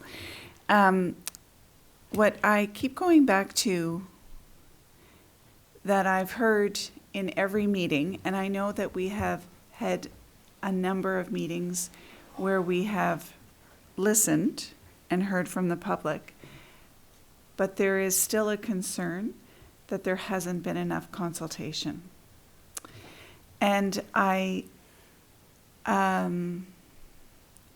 while I think that the public consultation that we've done has been valuable, and I do agree that we have made some substantive changes based on some of that consultation, I still need to. I'm still struck by the fact that people don't feel included and or necessarily heard. And there was a woman tonight, one of the things that she said struck me because I think she was looking for dialogue. She wasn't just wanting to be heard, she wanted to have a conversation. And I think that our process has not provided enough of an opportunity for that. I don't know how we structure that, but hearing, listening, being fully attentive and listening to what people have to say, I have found each of those exercises to be incredibly important. But I also think having conversation and being able to have dialogue back, to have inclusive dialogue, is really important. And I don't think our process has allowed for that. So with whatever happens, I think going forward, we need to build in those opportunities.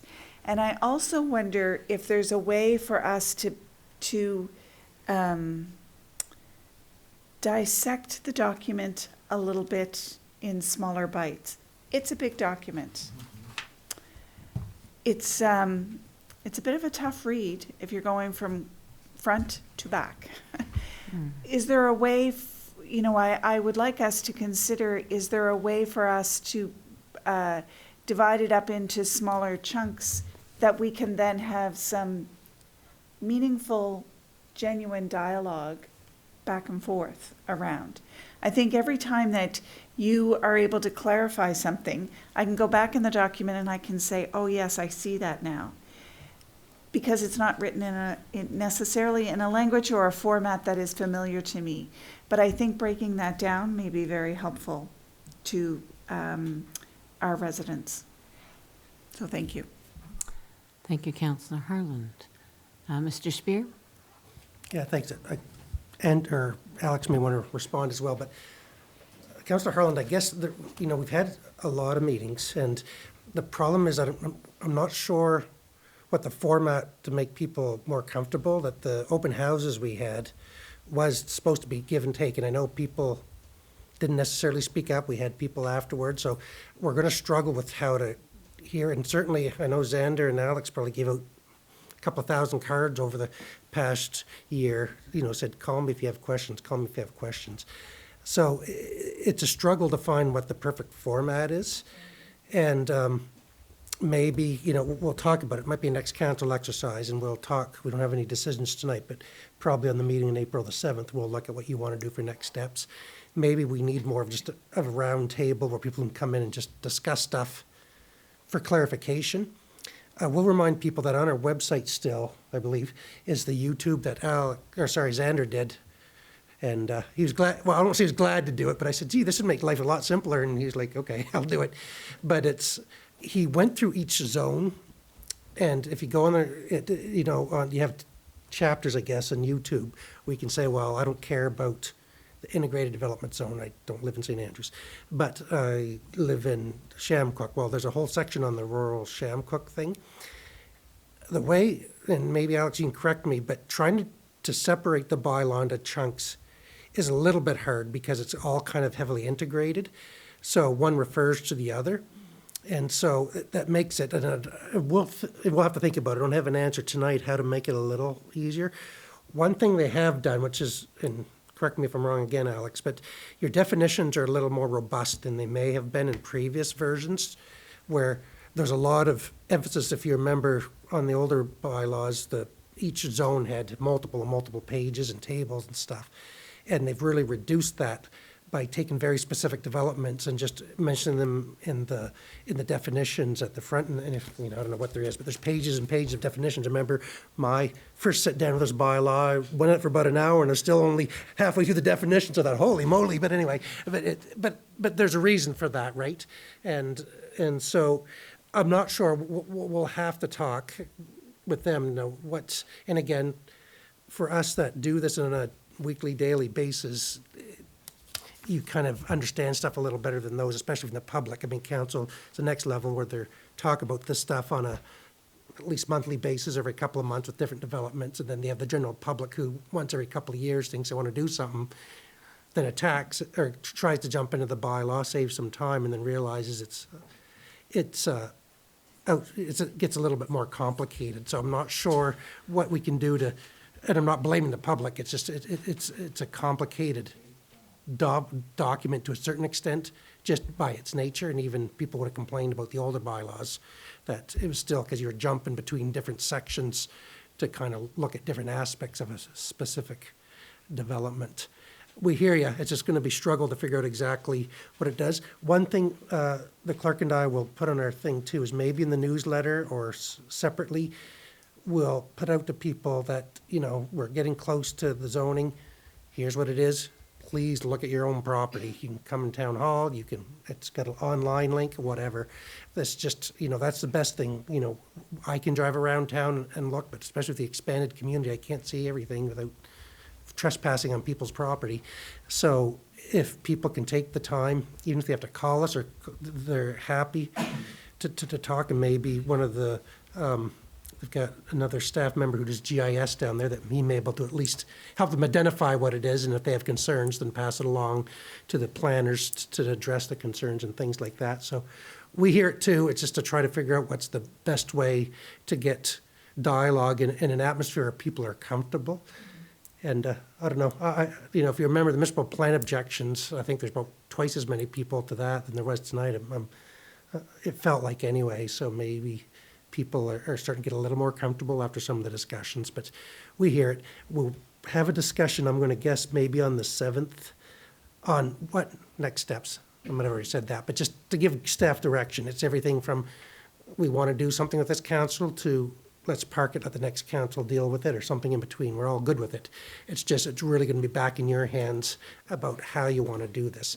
And we might be able to come up with some more consultation in between, but it goes back to there's not a lot of sense of having consultation for another council to pick up the things. It's good for the council that has to act on it to be the one that hears the next level of consultation, in my opinion.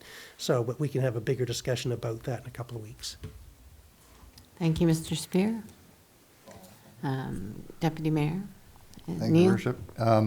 Yeah, just to follow up on what Councillor Harlan was saying, I too, I guess, have kind of struggled with the process a bit in the sense that if I've learned anything from our wharf discussions, it was that most people tend not to really get engaged until we are at the stage of these public hearing of objections, which don't allow for that back and forth that I think the residents really would benefit from, as I think we would benefit from. Yes, we do have those open houses, but I think the timing of them is a little off, like in the sense that we're doing them so early. Most people haven't really, they haven't seen a draft, they haven't really, they haven't really digested it, they haven't really got into the process yet.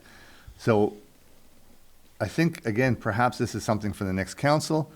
And to her point about perhaps breaking this down, again, perhaps the next council can look at having a bit more focused sort of open house sessions, perhaps one, in Shamcook Bayside, looking at the rural aspects of things, perhaps another one looking at the urban zoning, where people can really kind of come out and ask the questions, get answers.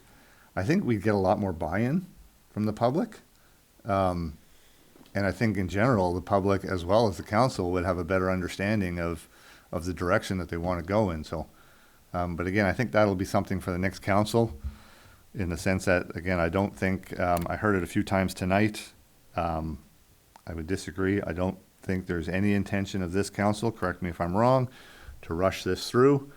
I believe we pretty much stated that publicly. I think it was March 2nd in that meeting, that, again, we're just not going to have enough time to get this passed within this council's mandate. So, so yeah, I feel that there's still plenty of time for public consultation. And again, that back and forth to me would be really beneficial. Like tonight, hearing people's concerns and comments, extremely valuable. But again, I also start to hear the frustration in their voices. And I think part of that is driven by the fact that they're a lot of times are asking questions and not getting the answers to them. So, I mean, for me standing up there, that would be frustrating. So I think, yeah, again, the next council could perhaps look at some more focused sessions. Thanks. Thank you, Deputy Mayor Neal. Councillor Weir. Yes, I'd just like to follow that up. I do think the consultations are far too early. People can't react and will not react until they have some type of document in front of them that's fairly conclusive or gives them a good direction as to where they're going.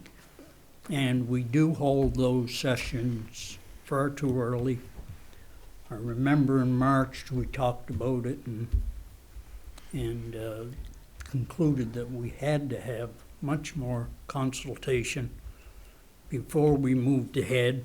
And there's still areas in the zoning and in the plan that I'm struggling with is, you know, we keep talking about development of natural resources. And then we say agriculture and forestry. Well, there's a lot of other natural resources besides agriculture and forestry. And, you know, what if I find gold on my property? You know, is everybody going to fight me?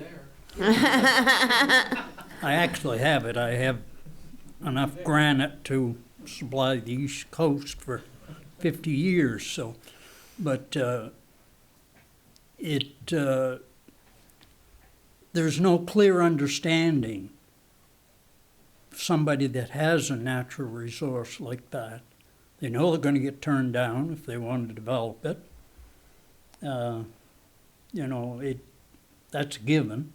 And, you know, there's no mechanism for dealing with it. There's no true definition of what are the natural resources that we have, particularly in the wards. Town pretty well knows what they have, but we have natural resources that are worth, you know, I know one that's worth billions of dollars. And I know if the landowner brought a proposal here on it, he would get turned down. So, but it's just the way it is. We've got to get better consultation and a better understanding of what our community really is. And I think Alex is doing a great job on trying to understand us country folks, but we are a difficult bunch to understand at times because we don't understand ourselves. I might disagree. Thank you, Councillor Weir. Councillor Harland. Thank you. Just one other thought. Again, it goes back to the consultation, but when we did our municipal plan, I know one of the criticisms was that we didn't have a really strong vision statement. And given that we are three communities amalgamating, we have three communities that have amalgamated into one, I think that would be an area that we really need to have some strong collaborative discussion around what is our vision. How do we take two very rural areas and amalgamate it with an urban area and come up with a statement that represents who we now are. So I really, because I'm hoping that this will be completed by the next council. I really would hope that the next council would have an opportunity to engage the public in defining that vision statement. That it's not a vision statement that we develop or the planners develop, but it's a vision statement that comes from the public. Thank you. Thank you, Councillor Harland. Anyone else? Councillor, Deputy Mayor Neal. Thank you. I just had a bit of a more specific question, I guess, based on tonight's discussions for Mr. Henderson. So one thing I kept hearing about, again, was these home-based businesses. And while I completely understand the idea of focusing that R2 zone along the 127, along the major roadways, it's not lost. I mean, I think I heard this a few times tonight again, that some of these lots are really, really large. So the potential, I guess, is there for the driveway, I guess, to go through that R2 zone into the R3 zone where the house is, and suddenly it's restricted, that they're not allowed to have that home-based business because they're in that R3 zone suddenly? Like, am I understanding that clearly? So, yeah, to answer this question through your worship, so with the R3 zone, you can do a small-scale commercial use without, there is no size limitation on that in that zone under draft 3. That was something which came out of the commentary from the PAC about increasing rural economic development opportunities. So if you were to do, let's say, a large-scale commercial development that needed to go further back into the, like, offset from the road, this is something which could either happen through, if there was a reasonable adjustment to the small-scale commercial use definition, you can go to the PAC for a variance, and that's a very simple application to make. That's not hard, and it consults neighbors on either side in a radius. But if it was a substantial departure, so you're going from small scale to a large scale, then that would come to council for consideration. And council may look at it and say that there's no problem with what's proposed. Now, you know, when we look at this, we are considering potential like economic viability as well. So if you're looking at, let's say, a greenhouse operation, that actually could have some potential further away from the road. But there is actually provision under the agricultural use definition for that type of business, for example. So some of the use categories, there is some Venn diagrams with certain things overlap.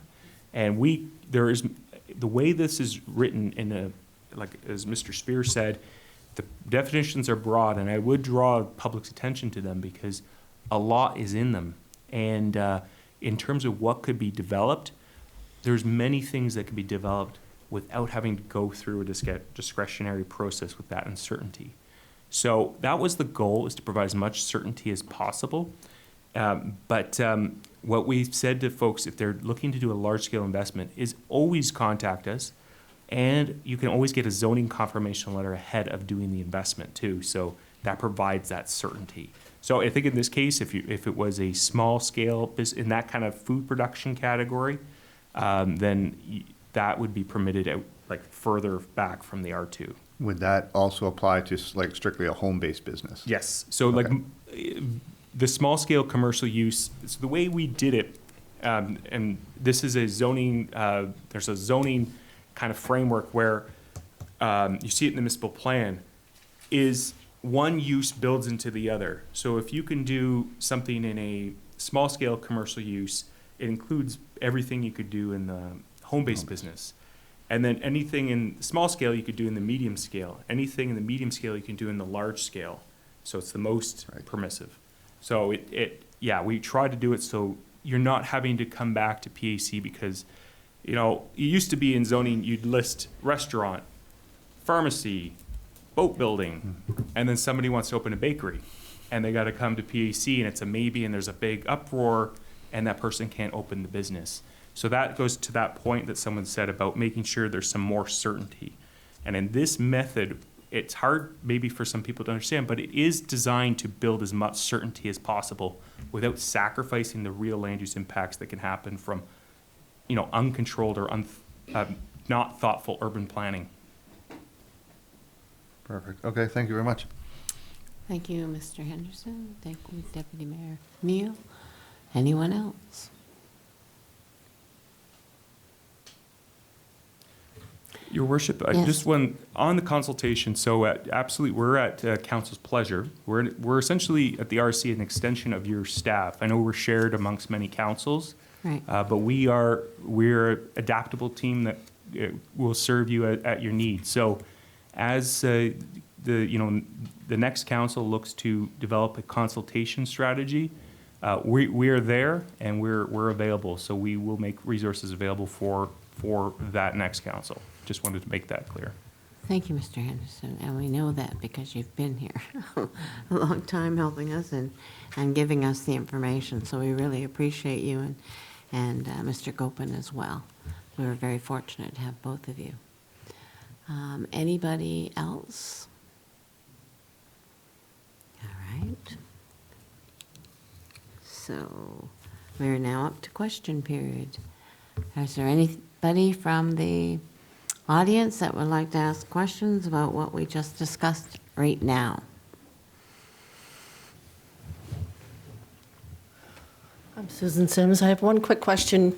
Councillor Harlan mentioned about... Could you identify yourself? I know. I we did. know you. Oh, sorry, I missed it.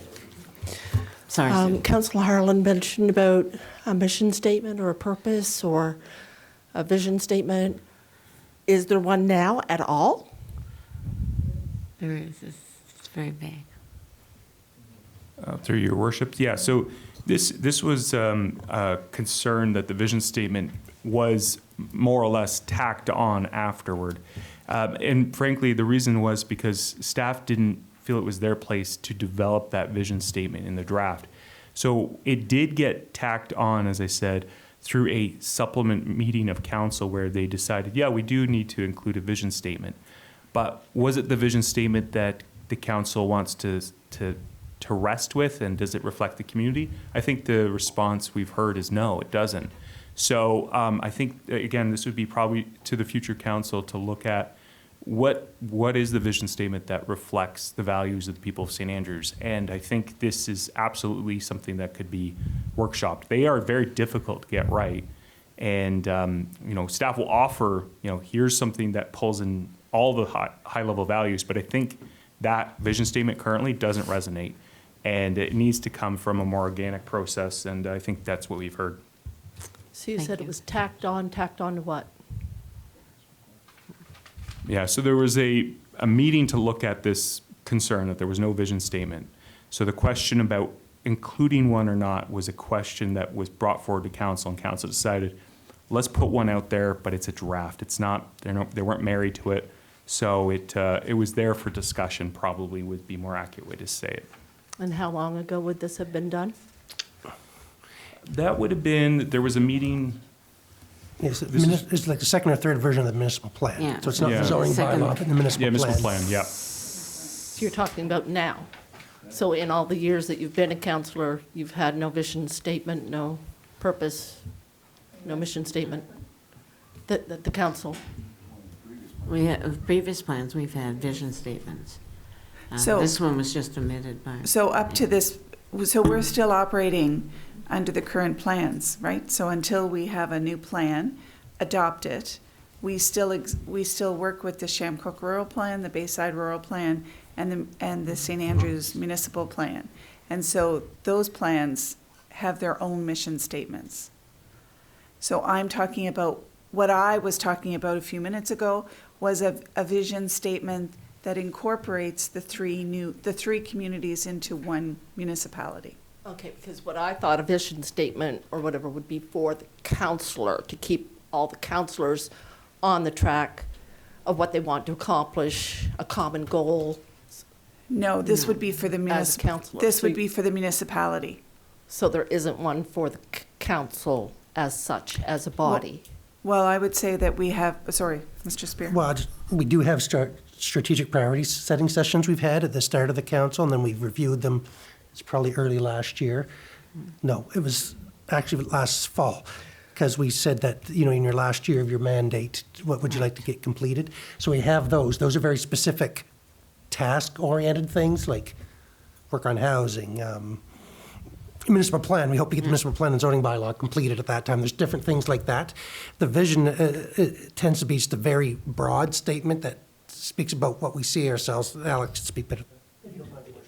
Through your worship, yeah, this is it's a really important point, because the vision statement is not something that's part of municipal plan bylaw under No. the act. No. It happens often, and a vision statement can be developed through a separate strategic planning exercise that a council might do, and that's not necessarily the municipal plan, right?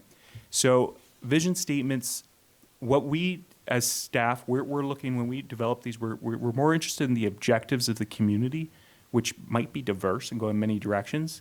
To bring it together with a vision statement, it can be a good idea, but it's a lot of work.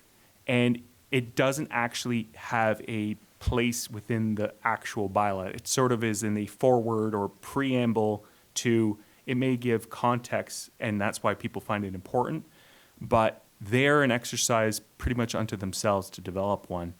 And again, from staff point of view, it's not a component of a municipal plan. So you can include it, but it might also create roadblocks to get there before you even get started on the drafting of a municipal plan.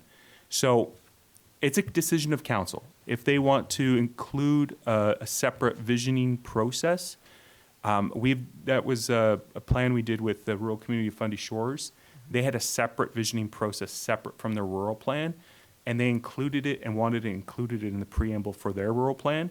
And as staff, we said, absolutely, let's do that. But be clear, it's not actually forming part of your rural plan. It's a sort of a foreword or a preamble and not a legal part of the document.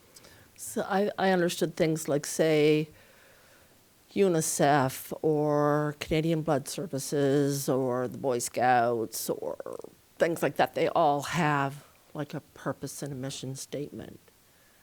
And then whatever they do, they could always go back to that to say, you know, a component is including everybody, or a component is fairness, or, you know, whatever.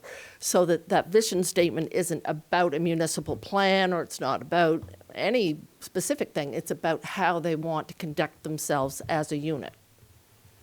That would be the town's vision statement. Not your microphone. Does the town have one? One says yes, one says no. No, since my 20 years here, we've never had a formal process of sitting down and doing vision statements through various CAOs. A lot of municipalities don't, some do. I mean, it's different than a branding exercise, right? And then there's also municipal visioning, there's also corporate visioning where, you know, staff can say we're going to provide the best service by providing whatever, responsiveness with 48 hours, stuff like that. So it's a complicated question. And the priority statements tend to give us our vision, to be honest, that we work with council, like this is what you want to do. We use a municipal plan to say this fits within what people's vision was, whatever the municipal plan was developed, and work forward. But really, as Mr. Henderson was saying, visioning is a big, complex process. It's a little easier, like blood services will say, I mean, they have a very specific purpose. And so it's a little easier for them to deal with it. We have such a wide assortment of people and needs and stakeholders. By definition, these visions have to be fairly high-based because you can include every situation in them. And so I'm not saying we shouldn't do it. It's just, it's a big exercise. The bigger the organization, the bigger the exercise.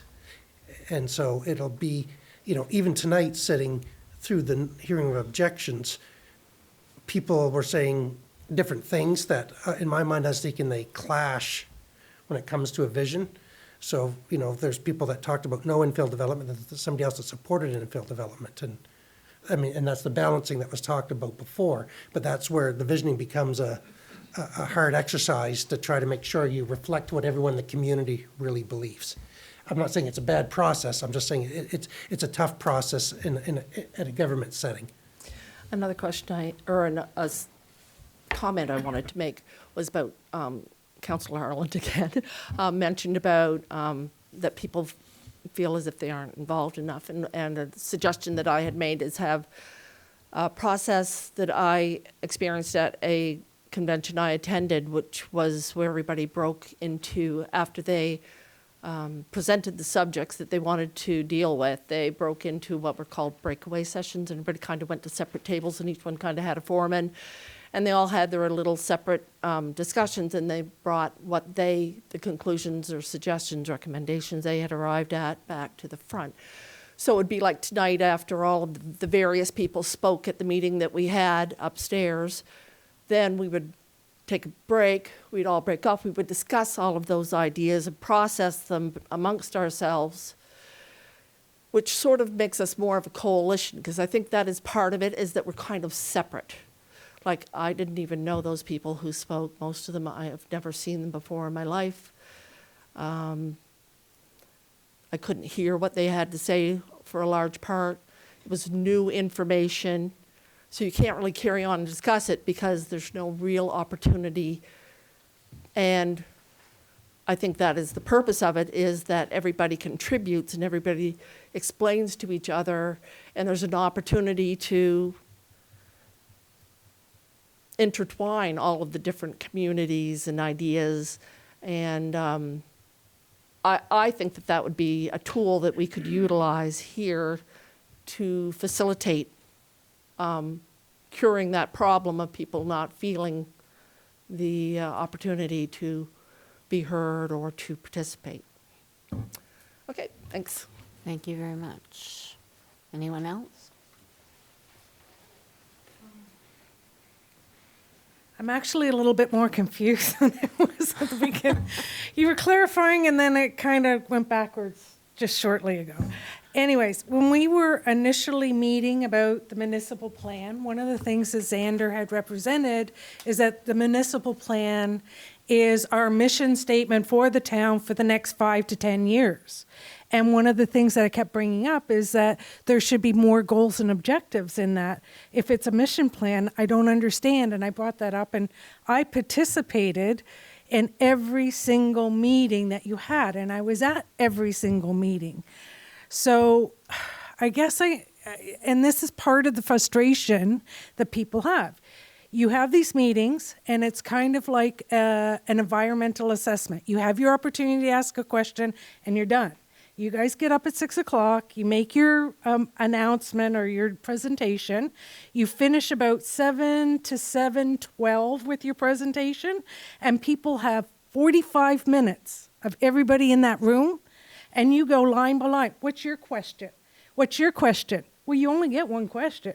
And if you want to have more than one question, you kind of start getting rolls of eyes from people in the room, like you shouldn't have more than one question.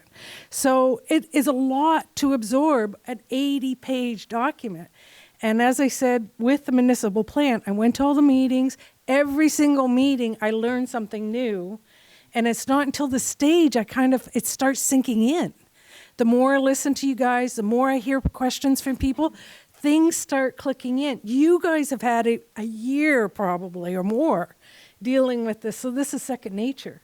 For us, we're trying to kind of get into your brains, and the wording doesn't make sense to us, and we're just trying to participate, even if it's only a year or so that we decide to step up and make a presentation or get involved, but at least we're getting involved. So give us the opportunity to really get involved and really ask the question. Breaking it down would be great. One presentation, I think, is enough. I don't think you need to do, although the one in the rural was completely different than the one in town, but you probably did the same one for Shamcook as you did for Bayside. And people don't tend to look at the bigger picture. They only want to know what's going on in their property. And we have to get people to think of the bigger picture. Because, it's not just them. They have to work together. So that was kind of the thing. I kind of missed out on the mission statement. So I feel like you're confusing me again on, what is the purpose of the municipal plan? Every time I'm told it's a mission statement, now I'm told it's not the mission statement. So, Okay, Mr. Henderson? Through your worship, yeah. So, this question about the vision and the mission statement. The thing is, I think if it's used as an analogy, that can work. But there's a sort of a corporate strategic planning sort of framework that gets imposed on municipal planning that sometimes works and sometimes doesn't. And I think, as we talked about, the visioning process can be, it can take years to develop that. yes. And you can test one, maybe it'll work, maybe it doesn't. And in this case, it didn't work, and that's fine. But when we develop this, it doesn't mean it's not developed with the community's objectives and values in place. And so that's what we brought forward to council. We developed that based on what we saw through research, through our mapping, through our analysis of the public feedback, through our conversations. And again, some of it's more formal than others. We had a lot of conversations that happened after the meeting. We got loads of great information that came back into the document from just those one-on-one meetings. So when we say we brought forward a council a bylaw that represents community values to the best of our ability, I will stand by that. And so what we have in the framework for planning is the policy, proposal, and zoning provision framework. So that's what a municipal plan bylaw is. You can do more of the high level, but I would urge this council and the future council to not just stay at the high level, because the document is going to have to be a regulatory instrument, and you can do separate strategic planning exercises. We could do, a future council could do just a conversation on visioning and on getting some of these objectives right. I think that might be very worthwhile, but it's not even in the Community Planning Act a vision statement or objective listing. But it is, the concept is good, and it absolutely needs to inform what you end up Right. with, a bylaw. Right. I understand a vision statement is totally different from a mission statement. I also understand that the municipal plan, say for St. Stephen, includes, okay, we're going to work on the well system or something like that. So that's the reason I brought up, is this a mission statement? Yes. And I was hoping to see a little bit more strategic planning, I guess, for the town and what their objectives were to complete over a 10-year period, if this is a 10-year, and which is how it was presented. So again, the question is, I think sometimes you're trying to give us wording that is more palatable, but in doing so, it might be a little bit more confusing because you're using municipal plan and you're now saying that a municipal plan is different. Not a municipal plan, a mission statement is different than a municipal plan, where at every meeting I went to, you said this is the municipal plan, the mission plan for the town. So I guess that's where the confusion comes in. This is our 10-year plan of the things that we want to, and that would be a mission statement. Over the next little while, this is what we want to do, right? It's totally different from a vision. We can be kind and considerate and work together and all that wonderful stuff that you normally put in a vision plan, not the place for in the municipal. But that's where people get confused.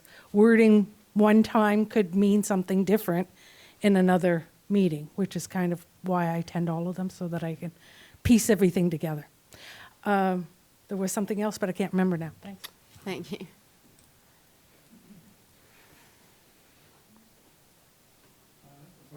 A couple, actually. We talk about version changes. Oh, sorry. Am I supposed to? Say your name. Oh, Scott Fellows. Thank you. Sorry.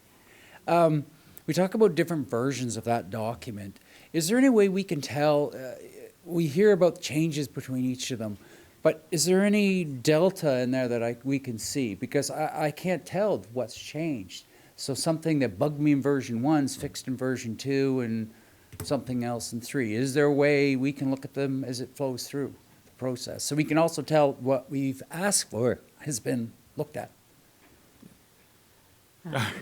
No, we did have that discussion. We've done red copies before, if you know what I mean. And those tend to be unreadable, to be honest. It does help, but maybe we've realized people have concerns over that. We'll try to get they do provide counsel, sorry, it's getting late for me to remember people's names, but it's, these are changes in a very basic format, like a Excel document. But we'll try to look at how to do that. I don't think they have the ability, without having two people read each version side by side and go through, to list the changes from 1 to 2 to 3, but I'll let the planner speak to that. Yeah, so we could do something where you have a like highlighted text and such in the document, and it can be good, but then you have the problem where then that's the only thing that gets paid attention to. So what we like to do sometimes is just let the document stand, because sometimes people are reading it the first time, and have a track change version of what happened. So the track changes are in a public report too. So I do understand though, like trying to compare version to version to version can be quite daunting, but we do bring that forward to council in a public reports and we document each line by line change. Okay. My second question is, these documents are complicated and sometimes they generate a lot of fear, uncertainty, and doubt from people. And they may get a little aggressive on their presentations and liable, in my case. Do you record or have anything available for frequently asked questions, for scenarios where people are constantly asking you, well, I want to do this? Do you keep that so that if I wanted to and I was curious, I could go and see, okay, I was thinking of this, so somebody else was. It's already been identified, because I'm sure you answer the same question over and over and over again. Is that something that could be made available to help us teach ourselves? Yeah, that was something council asked for, and I think the administration, they did a great job putting one together. So there is one online right now. A frequently asked question? Okay. But that's more about these actual documents. Yeah. It's a little harder, like you said, to have a generalized, well, I want to put in a chicken farm in this particular area. I think we'd all be too scared to make general statements like that without having go. It's so dependent on your neighbors and certain conditions, but that makes it a little more complicated than we'd like, for sure. But it's really tough to do that. That's why, like, Alex and Xander are always happy to answer questions, and they have their Bibles right beside them for all the communities they represent, so they can flip through the various documentation and give you an answer. It's, if it's really simple, you call town hall, we'll say, well, yes, you can do something. Now, can I add a post office or a rural route delivery box on the side of the road? Sure. But if anything more complicated than that, we're probably going to direct you down to them, and their response time is pretty good to get back to you. Yeah. Thank you. Thank you very much. I would have a couple of questions. First question would be, how does this document become this document? Was there any workshops involved with people around the area to be able to draft something and then present it? Or it was just elaborated by, you guys, and then presented and answered the questions? Through your worship. Yeah, so it's a good question. So with a bylaw like this, you have to go through, there's a process of like what we're doing tonight, where we had the public hearing and such, and there's a public presentation to a council. And council has the authority to make amendments to the draft and send it back to staff with directions. But it's not like these bylaws are drafted by a committee where every sentence is wordsmithed till it's perfect. In fact, you never get the document done, and you can't too. These bylaws, as we've all talked about, are highly complicated. You're balancing multiple interests, public and private, regulatory requirements, community culture and needs, researched. This is what we're trained to do. We draft these bylaws and provide drafts to council, who then will look at them, provide feedback. It comes back to us in iterative form, and then they refer it to their PAC when they're in a situation where they're kind of feeling close. The PAC can review it line by line and send back edits. And the PAC is a committee of citizens that are appointed by council with special interest in planning. They might have backgrounds of business people. They might be people who have had experience in development in the past, might be heritage advocates or have a heritage interest. They might be architectural interests. The PAC is a body that provides this sort of advisory service to council on all planning matters. So that's a very important role the PAC plays in this process. So the bylaw, when it comes forward, it before even council is prepared to even launch a public engagement session, there's a pre-review with council. There's a early look at it, and they may not be, as I said before, married to a draft. They say, let's see what the feedback is, and we can adjust. So many councils can do it in different ways, but staff actually do have to have pen to paper to draft a document, and that is a requirement now in the Community Planning Act, that it's not just drafted by anybody. It has to be drafted by a registered professional planner, or under the direction of the registered professional planner. In my case, I am one of those. So I can draft one of these bylaws legally, but they are absolutely community documents because they go through this process. This is absolutely normal. This is how it works. Maybe talk about the background information report too, just to touch on that process before you started drafting. Yeah, so it's not just you jump to a draft. This is we basically, councils initiated this back in 2023 and directed staff to begin the engagement and research process. So we spent 2023 to 2024 developing a background research report. I don't know how many pages it was. It was many, many pages long. And it's a data-driven exercise. We do key stakeholder engagement interviews, but it's the sort of the pre-consultation document. So what we did with that is we took that to the public to then ascertain community objectives, as well as do a survey at the same time. So we're at that point, we haven't drafted any bylaw. We've drafted a study with we're trying to ascertain the policy assumption of council and the public, and put forward what do you think of this? And it's a testing and refining and iterative process. And that's how it came to the point where by 2025, we were in a position where we could create a draft and put it forward to council for an early review. And that's when they start looking at, let's have a meeting with the public in each ward, multiple meetings, virtual, in person, and get people to look at a real draft. Because it's one thing to talk about high level. You know, the people would say, like, we'd like to get back down to basics. Let's just fundamentally throw out this whole document and start over. It takes years to get to even having a draft. And, you know, the complaint you'd hear at that level is that we don't have anything for people to comment on. It's all blue sky. So having a draft is something which people demand, actually, for public consultation. So it's like you're kind of doomed if you do and doomed if you don't, because if you have a draft, it says, oh, it's already done, and if you don't have a draft, there's nothing to talk about. So this is our challenge. We don't want to presume everything by having it all laid out, and we don't presume perfection. And this will never be a perfect document. Even with the new council and another engagement session, you'll never get to perfection. And, you know, that's not a good reason to not pass a bylaw, to get perfection. But, yeah, so hopefully that answers the question.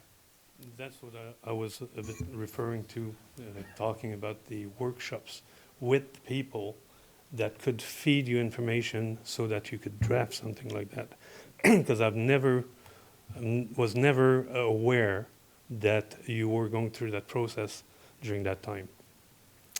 So the second question would be, when you look at the different zones, is that some kind of a template that is forced by the government on you? Or is it just a result of the process that you've just undertaken? So through you, Your Worship, no, it is a template which we've used in other communities. Somebody mentioned It's used in St. George. It's also something we've used in St. Stephen. And we're recommending it for this council too. But that doesn't mean each bylaw is the same.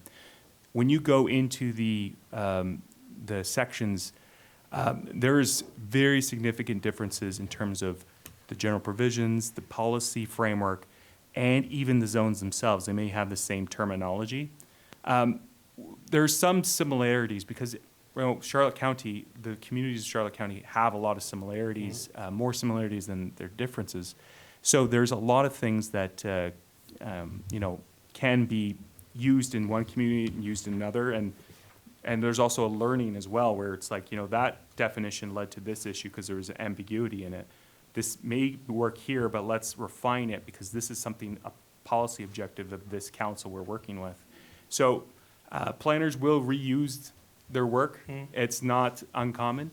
And we absolutely think this framework has many advantages to achieve community goals because, and I've said this before, when we straitjacket zoning into use categories, the traditional residential, institutional, commercial, that describes a world that was, not the world we have anymore. So we've recommended to council to look at a more flexible zoning framework, and within that, make all the adjustments that can fit for the community. And it can be as adaptable as the council wants it. Thank you. One last question, sorry. I've looked at the different zones that you have in the document, and there's not one that applies for residential only. To me, that would be, and I guess not only me but other people, it's a lack.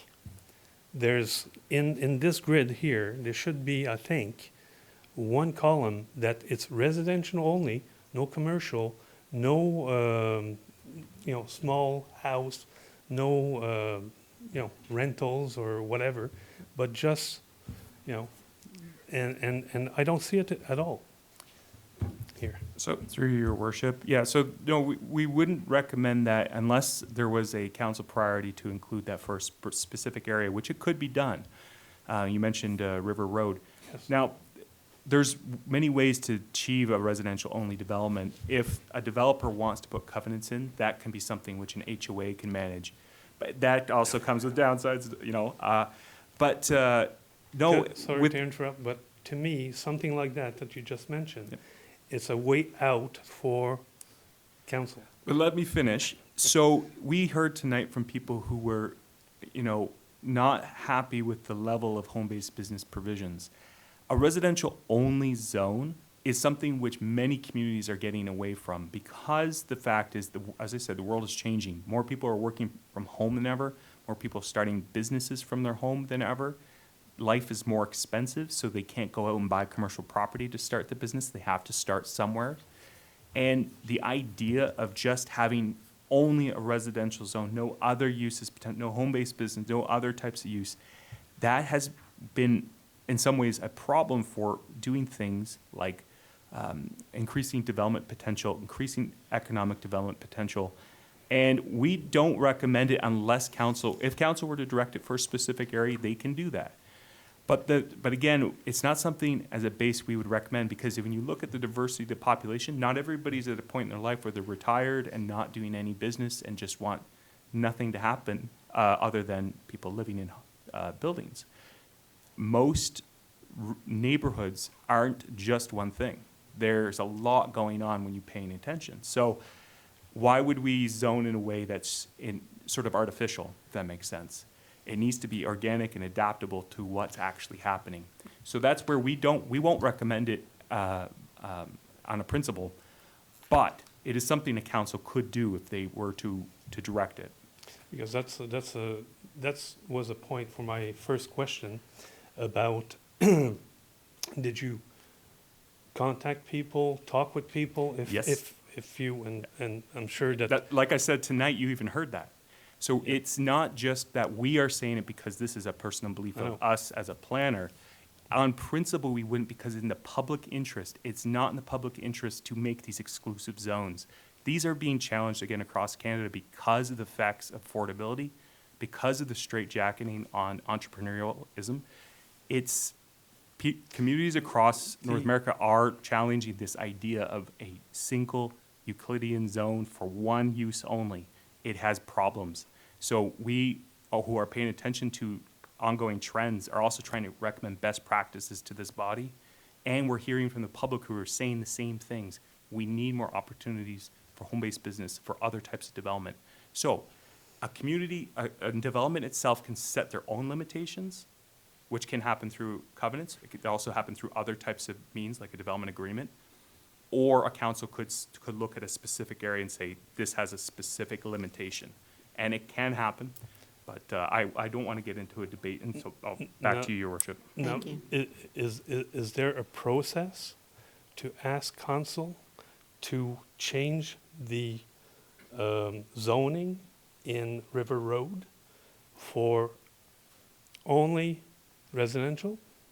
Through Your Worship, yes, and you can do it as you did tonight, and you made your case, and it can also happen through a rezoning request by the affected landowners. If they all sign a rezoning letter, they can choose to downzone their property. That can be or a request to council to downzone. Yes. Thank you. Thank you very much. Anyone else? Mac, is there anybody online?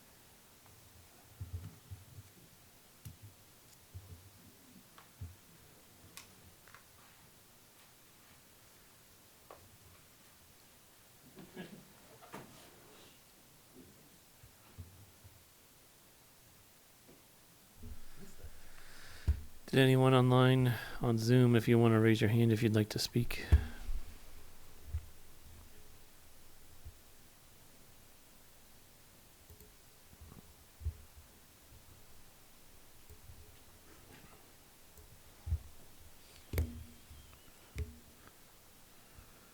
No one is responding. Okay, thank you. Council, we are up to Councillor and Deputy Mayor's comments. Anyone? I just want to say one thing, and it's to do with Dial-A-Ride. They lost their administrator on Saturday due to her bout with cancer, so unfortunately, I mean, they're still functioning, but she was an awesome lady who worked right up to the last minute of her life. So we thank Julie Dean for all that she did for Dial-A-Ride, and we do still think the world of Dial-A-Ride. So they will be looking for a new administrator, which is going to be big shoes to fill because she was one phenomenal lady. But just to let you know that Dial-A-Ride has lost a key influential person, so unfortunately. And that's all I have to say about that. And that's it. We don't have a closed session tonight. So now I'm looking for an adjournment. Deputy Mayor and, oh, look at that. They're all fighting for the second. Heenan, Councillor Heenan. All those at, what is it, 9:15? 9:15. All those in favor? Aye. Contrary minded? Carried. And we're done for the night. Thank you, Council. Thank you, everyone, for coming.